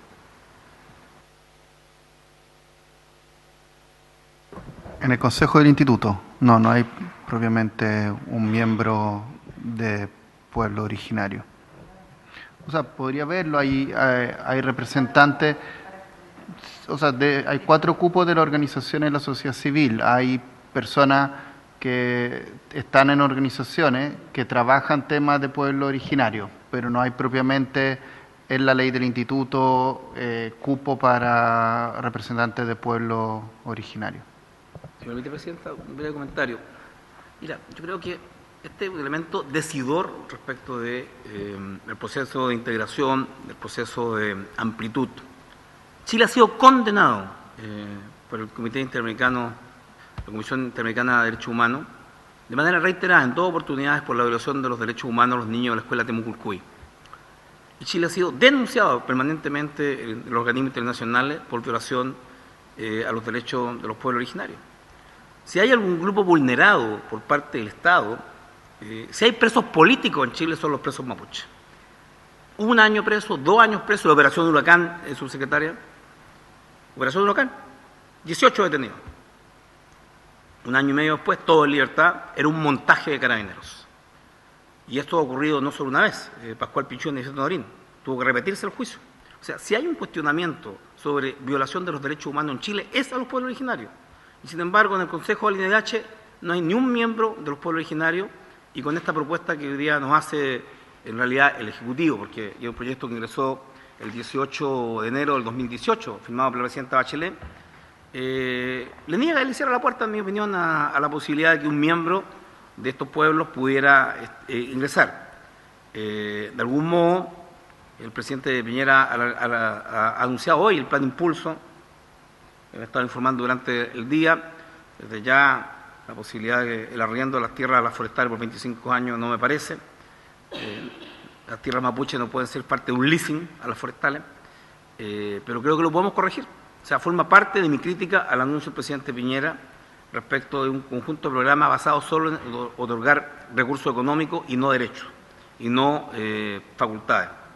Entonces, yo reitero mi crítica, mi oposición, Presidenta, a la forma de asignación de los expertos por el Consejo de Alta Dirección Pública y al concepto podrá, que determina que la autoridad de turno podrá no consultar al Consejo Consultivo en determinados temas, porque en cuanto es una facultad de la autoridad y no un derecho del Consejo Consultivo. La consulta, no digo que sea vinculante, o sea, el derecho a participar de este Consejo de la Ciudadanía, que está determinado por el Consejo del INDH, que puede determinar, revisar este tema. No estoy disponible para votar a favor de un artículo con estas condiciones, Presidenta. Sí, Presidenta, solo no sé si esto podrá parecer satisfactorio por la preocupación que está expresando el senador Navarro, pero en la indicación precisamente sobre este punto entiendo yo que se buscó incorporar, a diferencia de lo que estaba en el proyecto aprobado por la Cámara de Diputados, se señala que la terna que tiene que elegirse por la alta dirección pública se tiene que tener en consideración el equilibrio de género, el enfoque multidisciplinario y la adecuada representación de los grupos étnicos del país. Entonces, en la terna que se tiene que conformar, eso se tiene que considerar, cosa que efectivamente en el Consejo del Instituto no hay un representante de los pueblos originarios, pero en la terna respecto del comité de expertos del mecanismo sí habría algo de este tipo, por lo menos en la indicación. No estaba así en la Cámara de Diputados, pero aquí sí se podría llegar a incorporar eventualmente. Entiendo el alegato del senador Navarro, además de aquello que se resuelve a través de esta modificación que se hizo acá, la incorporó la subsecretaria, es el tema de la figura de la alta dirección pública para la selección de los expertos. Y creo que ahí, por cierto, está el resguardo, la sospecha del elitismo en los profesionales que van a llegar, sean mujeres, o sean hombres, sean de etnia, o sean de minorías diversas. El tema del elitismo, que tiene que tener, no sé, un grado académico, etcétera. Entonces, eso es complejo en la medida que se incorpora acá la institución alta dirección pública. Tendríamos que revisar todo el artículo, sí, Presidenta, porque además de la mayor, digamos, definición de la participación del Consejo Consultivo Nacional en la confección de los perfiles, está la figura de la alta dirección pública, y eso viene en el proyecto original que se ingresó en enero de este año, y por cierto se ha reproducido en las indicaciones que ha hecho el presidente Piñera con estas modificaciones. Entonces tenemos ese tema. Senador Navarro. Mira, la subsecretaria sabe, y los asesores también, que hay algunos que llevamos junto con la presidenta 5 periodos, ya, Nani. El senador, el primer periodo, dos periodos de senador, 3 periodos de diputado. Y la verdad, si algo aprendido en estos 24 o 25 años es la ambigüedad del lenguaje y la interpretación posterior al lenguaje de las leyes. Entonces, en este artículo hay una palabra que yo detesto, ¿no? Y precisamente es con el tema de la participación de los pueblos originarios. Y dice, la adecuada representación de los grupos étnicos del país. Primero, no son grupos étnicos, son pueblos originarios. Este es un concepto hiriente para los grupos originarios. Toda la representación de la legislación internacional habla de pueblo originario, no de grupos étnicos. Hemos discutido largamente esto, subse, hemos rechazado todas las reformas constitucionales que se han presentado para incorporar a la Constitución de la República de Chile, la única Constitución de toda América, incluyendo Estados Unidos, Canadá y México, por cierto, la única Constitución que no tiene en sus preceptos a los pueblos originarios. No existen los pueblos originarios en Chile. Y la Constitución, que la hizo Pinochet el 80, que la modificó la Concertación de la nueva mayoría reiteradas veces, no tiene una sola palabra a los pueblos originarios. No los reconoce como tales. Y el tema, nuestro primer periodo con Espina, que ahora es nuestro flamante ministro de Defensa, con Alberto, fue que insistía en el grupo étnico. y no pudimos convencerlo en nuestro primer periodo, de haber sido el año 94, de que el concepto que los pueblos originarios querían era pueblo originario y no grupos étnicos. Por lo tanto, esa reforma se paralizó. Y a propósito, los nuevos debates, todo va a surgir. Por lo tanto, es un debate, porque estamos haciendo una ley de la República que incorpora un precepto que tiene un amplio rechazo en la comunidad, digamos, interesada en estos temas de los pueblos originarios, ¿no? Hay algunos que quieren, por cierto, más subsidio y bien, yo lo respeto. Pero el concepto adecuada representación, no sé si hay alguien en esta mesa que nos puede definir qué es lo que es adecuado. Adecuado es adecuado a la persona. O sea, algo puede ser adecuado para los objetivos que alguien de manera muy personal o unipersonal determina, o un colectivo, pero adecuado es además decidir desde los otros, o sea, no para los pueblos, sino que yo creo que es adecuado. Es un concepto muy ambivalente que, Presidenta, adecuada a la representación puede ser de que haya escrito sobre los pueblos originarios, puede ser gringo, puede ser, entonces, pero alguien puede decir, bueno, es adecuado que el que ha escrito tanto y ha estudiado tanto los pueblos originarios, los pueblos originarios están adecuadamente representados por este intelectual que ha estudiado mucho a los pueblos originarios. Y a los pueblos originarios, o a mí, no me parece que eso sea adecuado, ¿me explico, no? Entonces, el concepto adecuado genera mucha discrecionalidad, mucha arbitrariedad, la adecuada representación, eso da para mucho. Miren, no, tengo un profe que es casado con una mapuche, creo que están representados adecuadamente, ¿no? Siento que también el concepto, esto tratando de ponernos, y termino, Presidenta, que después todo esto se traduce en una fuerte crítica. He escuchado a personeros de gobierno y el presidente nos ha pegado sus palos de repente, nos llama a la unidad, pero un poquito nos saca la cresta de repente, que estamos trabajando poco y mal. Entonces, precisamente estamos tratando de trabajar bien, de que después nos digan que las leyes las hicimos a la rápida y que no nos dimos cuenta y que el Senado no trabaja, porque de verdad un debate cierto para que la ley nunca va a satisfacer todas las expectativas. Pero por lo menos queda la historia fidedigna de la ley del debate que se dio. Y a veces esto puede ser sugerente para quienes interpreten la ley. Y desde ya quiero recalcar que el concepto adecuada representación es un concepto muy discrecional, ambiguo, que no determina sino la condición del colectivo, del individuo, para sentir que eso es adecuado. Es como el gusto, no es que me gusta. Uno puede fundamentar porque te gusta, pero siempre va a ser un concepto imperfecto desde el punto de vista de la objetividad, reclamada por la subsecretaria en torno a los miembros del Consejo, más objetivo. La adecuada representación de los pueblos, de los grupos étnicos, puede ser compleja. Entonces, Presidenta, agrego un tercer elemento, un tercer elemento de observación al artículo en cuestión que estamos discutiendo. Propongo dejar pendiente este artículo para que lo estudiemos más en profundidad y hagamos las consultas respectivas. Sí, Bernardita. Aclaración, Presidenta, que grupos étnicos está textual de lo que dispone el protocolo facultativo, que no fue, en el fondo, no fue una elección baladí, digamos, que fue dando cuenta de la casa matriz que tiene este proyecto, ¿no?, que es el protocolo facultativo de la Convención. Pasemos a la indicación 18 en el tiempo que nos queda. Al inciso cuarto, indicación 18 del Presidente de la República, que para agregar después de la voz tortura la siguiente: a través de sus estatutos establecerá. Y después suprime la frase someterá a aprobación del Consejo y el Instituto todas. Entonces diría: el Comité de Prevención contra la Tortura, a través de sus estatutos, establecerá las normas para su funcionamiento, incluidas las relativas a su organización interna, así como la delegación de algunas de sus funciones y atribuciones en uno o más de sus miembros. Y después sustituye la frase de la propuesta,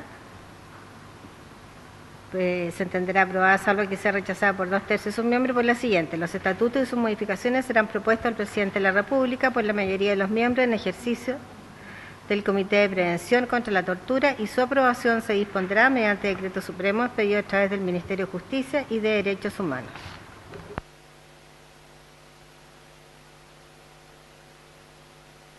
Es un mecanismo amordazado. Tiene trabas por aquí, trabas por acá. Se ofrezco la palabra, pero me parece una reacción compleja. Señor subsecretario. Bernardita.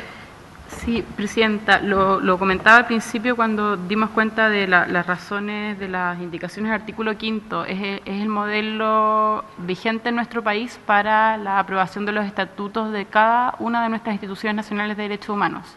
El Instituto tiene este modelo, la Defensoría de la Niñez tiene este modelo y el Consejo para la Transparencia tiene este mismo modelo de aprobación de los estatutos por medio del Presidente de la República. No sé si quieren que los vaya leyendo artículo por artículo, pero básicamente son esas tres las institucionalidades y la recientemente creada Defensoría de la Niñez se rige por este mismo modelo.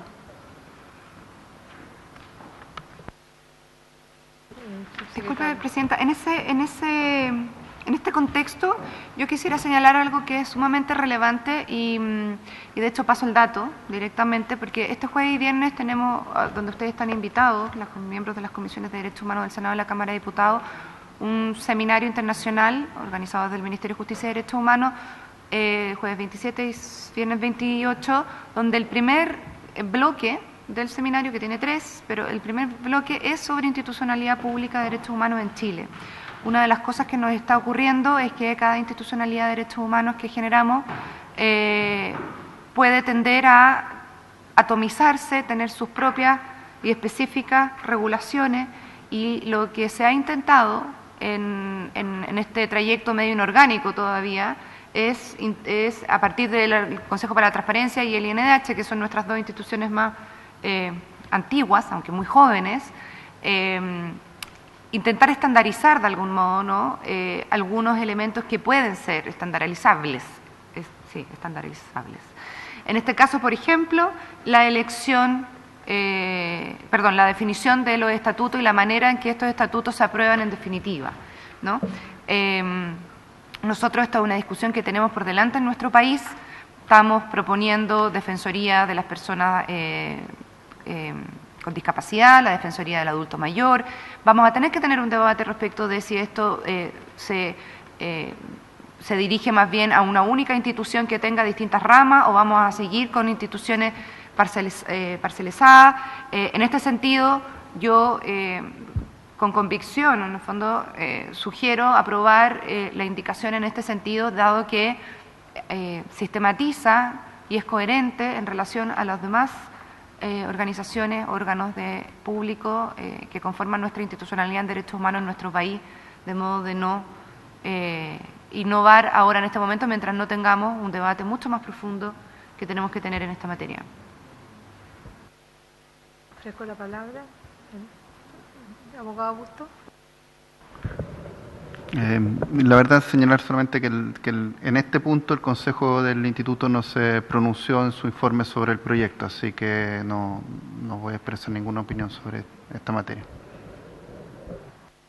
Yo entiendo la argumentación de la subsecretaria y entiendo que está este necesario proceso de articulación de normas. Sin embargo, acá nosotros vamos a definir la ley una norma sin que todavía se produzca esa sinergia, digamos. A mí me da un poco de temor de entrar allá a definir en la ley algo que aún no se ha establecido entre toda la institucionalidad de los derechos humanos. Existen. Pues está consagrado. Sí, mire, Presidenta, en la ley 20.405 que crea el Instituto, en el inciso segundo del artículo 2 señala, textual, los estatutos del Instituto establecerán sus normas de funcionamiento. Los estatutos y sus modificaciones serán propuestos al Presidente de la República por, a lo menos, una mayoría de 3/4 de sus miembros y su aprobación se dispondrá mediante decreto supremo expedido a través del Ministerio de Justicia. Con todo, los estatutos deberán ajustarse a los principios internacionales que rigen las instituciones nacionales de promoción y protección de los derechos humanos. La Ley 21.067, que crea la Defensoría de los Derechos de la Niñez, estipula lo siguiente. En su organización interna, la Defensoría se regirá por las disposiciones de esta ley y lo que señalen sus estatutos, los que establecerán sus normas de funcionamiento. Los estatutos y sus modificaciones serán propuestos por el Defensor de la Niñez al Presidente de la República y su aprobación se dispondrá mediante decreto supremo expedido a través del Ministerio Secretaría General de la Presidencia. En la confección de los estatutos se tendrán en consideración los principios internacionales que rigen a las instituciones nacionales de promoción y protección de los derechos humanos. Los estatutos deberán ser revisados a lo menos una vez durante el mandato del defensor. Y para terminar, la Ley 20.285 sobre acceso a la información pública, en relación al Consejo para la Transparencia, señala lo siguiente. Los estatutos del Consejo establecerán sus normas de funcionamiento. Los estatutos y sus modificaciones serán propuestos al Presidente de la República, por a lo menos una mayoría de 3/4 de sus miembros, y su aprobación se dispondrá mediante decreto supremo expedido a través del Ministerio de Secretaría General de la Presidencia. Por lo anterior, venimos a reiterar que no es una invención nueva, sino que las 3 institucionalidades de derechos humanos vigentes y en funcionamiento en nuestro país tienen este modelo de aprobación de los estatutos. En la propuesta que nos ha señalado el Gobierno a través de la asesora, omite algo. En el tema del Consejo de Defensa de la Defensora de la Niñez, la propone la Comisión de Derechos Humanos. Hay una participación distinta en su generación. Perdón, Sí, senador, sí tiene razón, pero ahora lo que nosotros estamos estudiando es la aprobación de los estatutos internos que tendrá el mecanismo. Y a lo que me referí yo es cómo se aprueban el estatuto tanto del Instituto Nacional de Derechos Humanos, de la Defensoría Nacional de la Niñez y del Consejo para la Transparencia. Las 3 institucionalidades cumplen el mismo modelo, que es aprobación de los estatutos por el Presidente de la República mediante resolución, ya sea del Ministerio de Secretaría General de la Presidencia o del Ministerio de Justicia y Derechos Humanos. Por lo tanto, la indicación viene a seguir este modelo ya aprobado. Y por lo demás hay que decir que el mismo instituto ha sido calificado con la letra A en la reunión general del Comité de Coordinación de Instituciones Nacionales de Derechos Humanos, diciendo que efectivamente que este tema de la reglamentación de los estatutos no tiene que ver con un menoscabo a su independencia y autonomía, sino que es una manera correcta de reglamentar el funcionamiento interno de la institución. ¿Entonces el presidente correcto, presidenta? Desde ya decir que es un cuestionamiento de forma a la forma como se establece el reglamento. Hay un conjunto importante de leyes sin reglamento todavía, el Ejecutivo se toma el tiempo que quiere en aprobar los reglamentos y en muchos casos nos pasa por largo, es decir, se la arregla en el reglamento para conseguir lo que no pudo conseguir con los votos en la Cámara de Diputados o en el Senado. Esto es un resabio presidencialista monárquico completo, de por qué el presidente de la República tiene que aprobar aquello que ya ha sido facultado por órganos colectivos de amplia participación ciudadana, porque siempre cae al presidente la última palabra, porque saben que si el presidente no le gusta lo posterga, y lo posterga. ¿Cuál es el mecanismo que tiene la ciudadanía para decirle al presidente, apruebe lo que le mandamos? Y el presidente dice, no lo quiero aprobar, lo vamos a destituir, lo vamos a hacer una multa.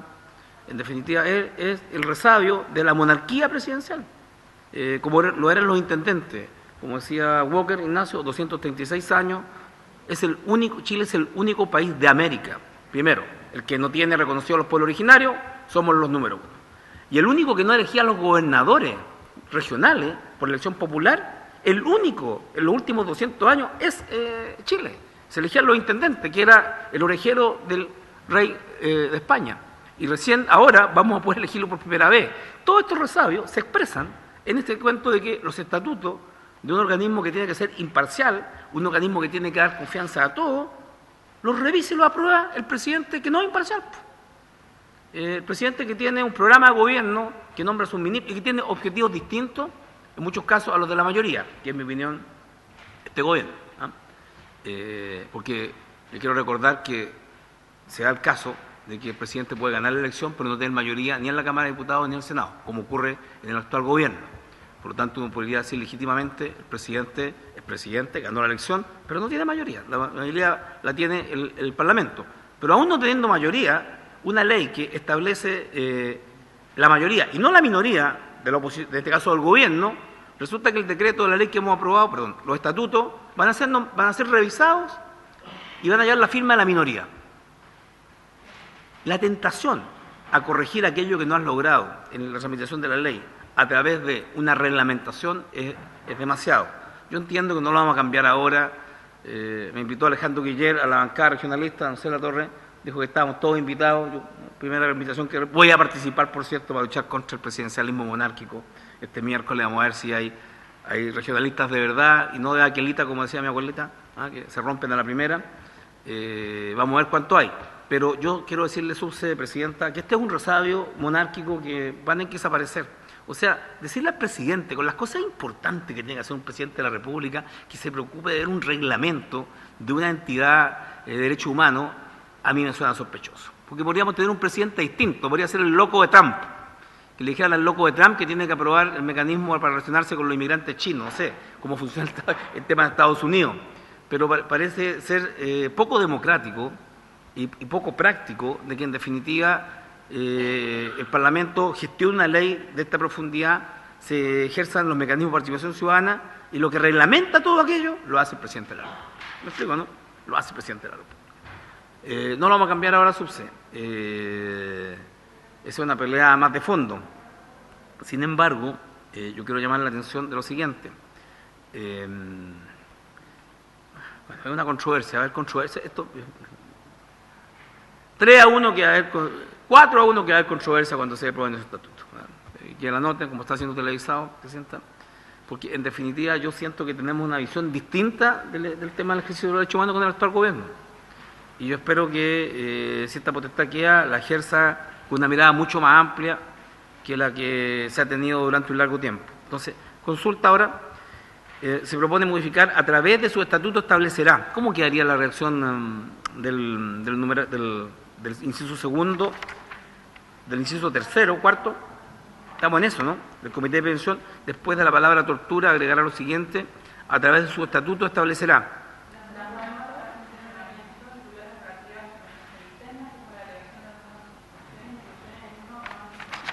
Entonces acá. ¿En cuál es? ¿Cuál es el inciso que modifica?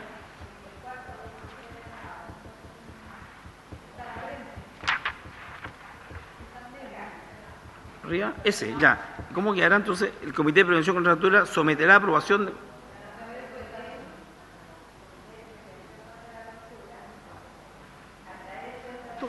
El Comité de Prevención contra la Tortura, a través de sus estatutos, establecerá las normas para su funcionamiento. Y ahí sigue.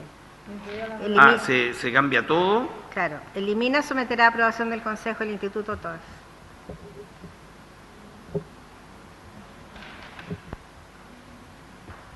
Se refiere al Instituto de Derechos Humanos, ¿no? Y es materia de esta ley, porque aquí estamos creando un mecanismo contra la tortura. No, pero aquí estamos relegando, Presidenta, todo el poder al Presidente de la República. O sea, se le quita una facultad. Pregunta, subsecretaria, actualmente es el Consejo del Instituto el que establece las normas de funcionamiento.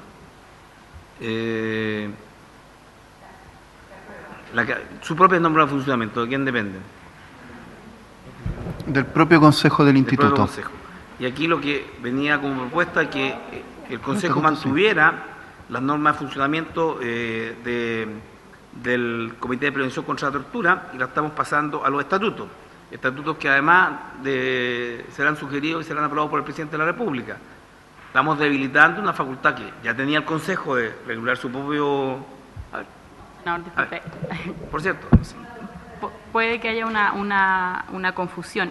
Esta indicación no busca hacer modificaciones a la ley que crea el Instituto Nacional de Derechos Humanos.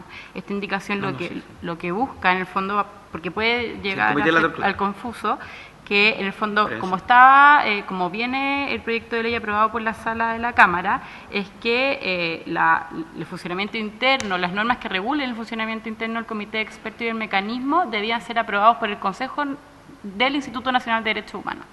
Lo que hace esta indicación es que dicha facultad no quedaría radicada en el Consejo del Instituto Nacional de Derechos Humanos, que conserva su facultad de autogobierno, digamos, internamente en lo que se refiere al instituto, más no al mecanismo.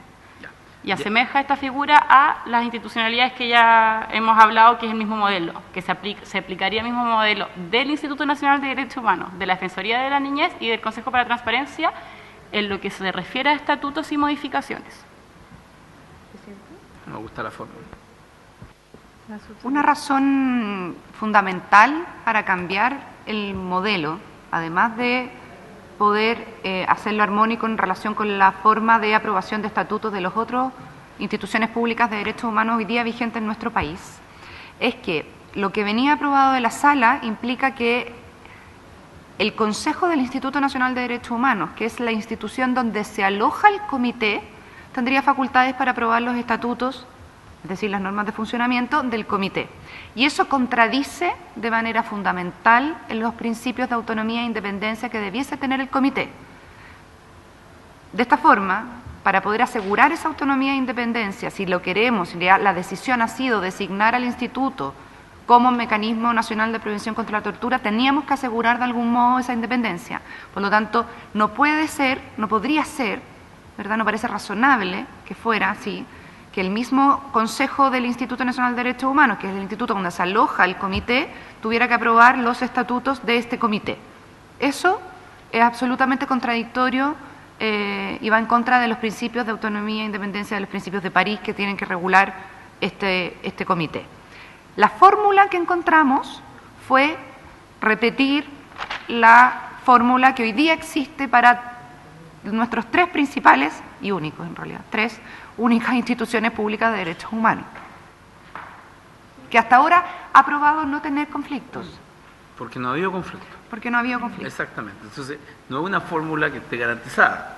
Porque si hubiera habido conflicto, me dicen, mira, crujió, se estiró, pero no ha habido conflicto. La asimilación parece más bien ser un argumento secuencial que de razón.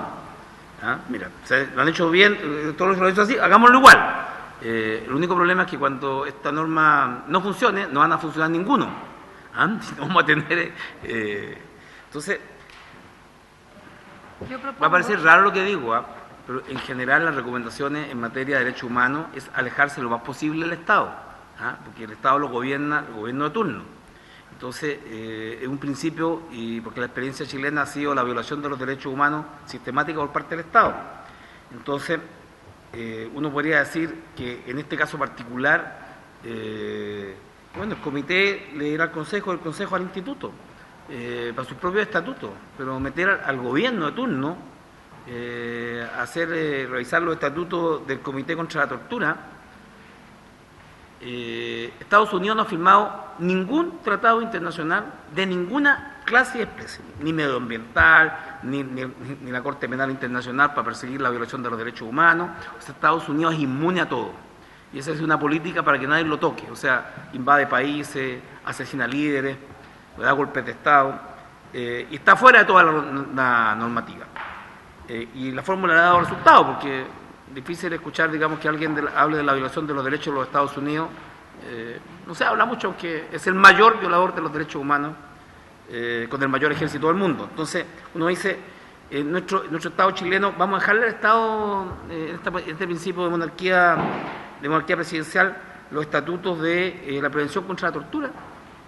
Me parecería que el argumento, ministra, tal como usted dice que efectivamente ya está hecho, No sé si- yo podría argumentar lo siguiente, de que la relación secuencial no parece ser un buen argumento. Y de Senador que Navarro, propongo, estamos en la hora, Ya. que votemos. Y ¿Quiere votar el artículo? sí, la indicación, ¿Cuál? las tres. La 18, 19 y 20. Que Ah, apuntan a la inciso del artículo. ¿Qué artículo es ese? ¿Sexto? la 19 precisamente le quita facultad al instituto, al contrario censo que lo que quería entender del gobierno.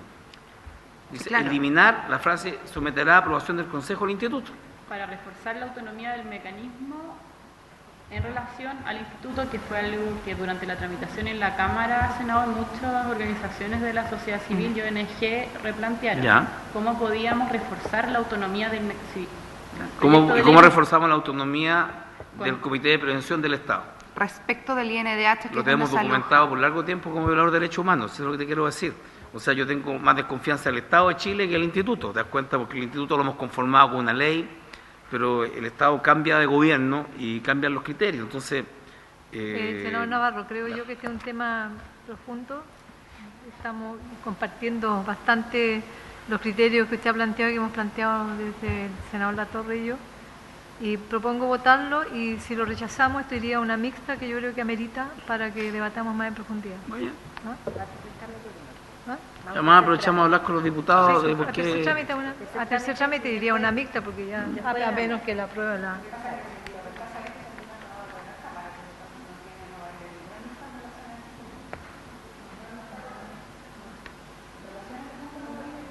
No iría a la mixta. ¿Por qué no? Porque Se mantiene el texto de la Cámara. No hay una indicación, no demos ni una indicación distinta.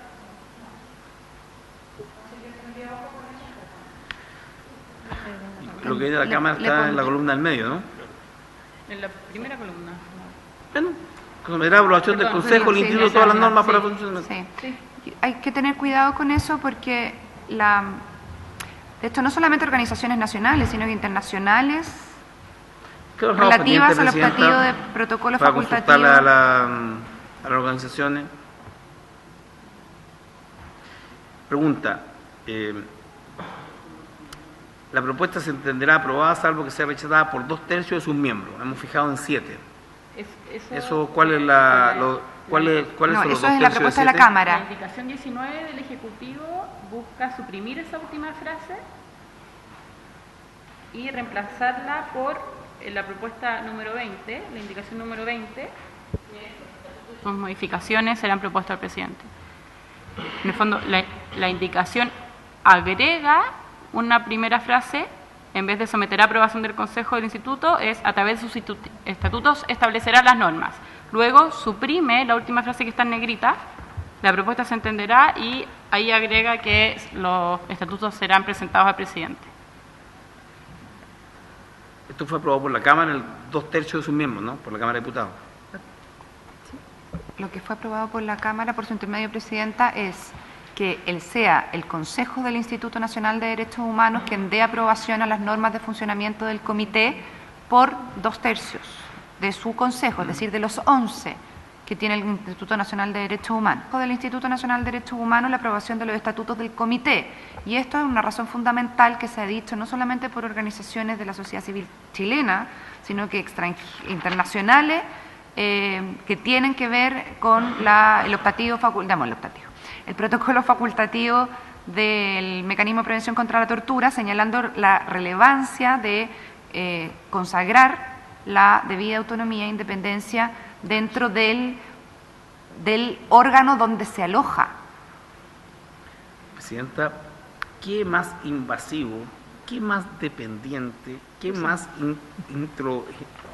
que sea el Estado el que apruebe, el presidente de la República el que apruebe el estatuto? Exprésese a No se través sostiene del ni un voto. minuto, use la argumentación. Senador Navarro, voy a poner en votación. Usted exprésese a través del voto. Pero yo quería que la pudiera suspender, Presidenta, porque nos podemos quedar, como dice la subse, sin el tema. Me gustaría escuchar qué organizaciones han planteado eso y qué valoración tiene que sea. Yo no veo al Estado, hay un Estado, me plantea a los Estados Unidos, no, porque tema yanqui, no. Estados Unidos se ha alejado de toda normativa. No ha firmado ni un tratado internacional, ni siquiera la Convención Internacional de los Derechos del Niño. ¿Me equivoco, no, estimado abogado? Ni siquiera la Convención Internacional de Derechos del Niño. Estados Unidos no la ha firmado y por tanto no se somete a ninguna legislación. Solo digo de que si dejamos la tortura, que en general en este país la experiencia que tenemos es una sola, la tortura ha venido desde agentes del Estado, que los estatutos del Comité de Prevención contra la Tortura sean sancionados al final del día por el Estado. Y los estatutos que pueden tener imperativos más fuertes incluso que la ley, como ocurre a diario. Los estatutos, en este caso, o los reglamentos. Entonces, tengo una duda, Presidenta. Yo pediría que pudiéramos dejarla pendiente para poder conversar tal vez con los diputados respecto de por qué expresaron estos temas de los 2/3, porque la redacción propuesta por el Presidente de la República otorga todo el poder, la puedo leer, subse. Los estatutos y sus modificaciones serán propuestos al Presidente de la República. O sea, estatuto y luego si hay modificaciones, todos pasan por el sedazo del Presidente. Por la mayoría de los miembros de ejercicio del Comité de Prevención contra la Tortura, decimos que son 7, o sea, eso requiere 5, ¿no? O sea, 4. Y su aprobación, y además los nombra la alta dirección pública, ¿y quién los designa? El Consejo. ¿Y en el Consejo cuánto hay? 11. Y no hay ni un miembro del pueblo originario. Entonces, yo diría que el tema de la coherencia, en esto, Presidente, una sesión más no nos va a retrasar. Si quiere cita sesión especial el miércoles. Y se dispondrá mediante decreto supremo. Pregunta para subse. O sea, el gobierno se reserva el derecho a hacer modificaciones al estatuto, si no puede negociar con el comité de lectura de que, o sea, podemos decir que en el Consejo contra la Tortura, perdón, en los estatutos, voy a decir algo, que para la próxima operación UNITA, cuando ingresen a ver al presidente de la República, los marines sean custodiados por la policía, porque han violado los derechos humanos, han cometido hechos atroces en suelo chileno, y al Ejecutivo no le guste y lo puede enmendar, ¿me explico, no? Entonces, sí, los estatutos fijan cómo va a funcionar el Comité contra la Tortura. Y yo digo que cualquier fuerza policial o militar que pise suelo chileno estará sometido a el control de violación de los derechos humanos en los estatutos. Y si un mariner es detenido por violar los derechos humanos en Valparaíso, no me lo lleven de vuelta al barco alegando la inmunidad diplomática, porque lo hizo en territorio chileno y tendrá que someterse a la legislación chilena, por ejemplo. Tendrá los estatutos facultad para inspeccionar, para requerir información. No sé, puedo poner un caso extremo, Subse. Entonces, si al gobierno no le gusta, la podrá vetar. ¿Y cuál es la capacidad del Consejo para, frente a un veto, reaccionar frente a los estatutos que le propongan? ¿Le presenta una nueva presentación? ¿Qué pasa si no hay acuerdo entre el presidente de la República y los estatutos que le propone el Comité de Prevención contra la Tortura? O si decimos de que el maltrato a los estudiantes arrastrados por el suelo por parte de carabineros forman parte del... Estoy poniendo ejemplos, si hay diferencias con el presidente. No se aprueba el estatuto, se modifica, vuelve al comité para que sea aprobado. Senador Navarro, tenemos que concluir la sesión. Yo pediría que porque se postergara la votación, hay comisión de presidenta. pesca, hay dos alternativas, o se vota y se rechaza, o se abre un espacio de conversación. La otra posibilidad es explorar que yo no vote, no hay voto, no, me retire de la sala para que no haya quórum. Sí, todo se puede hacer, Así es. todo se puede hacer, sí. Dejemos pendiente, Vale. pero con el propósito de venir a la próxima sesión, de retomar el debate y de presentar indicaciones, si es que es posible, porque todavía podemos abrir un espacio de propuestas dentro de la comisión. Muy bien, muchas gracias, señor subsecretario, muchas gracias por haberse cumplido el objeto de la sesión. Se levanta.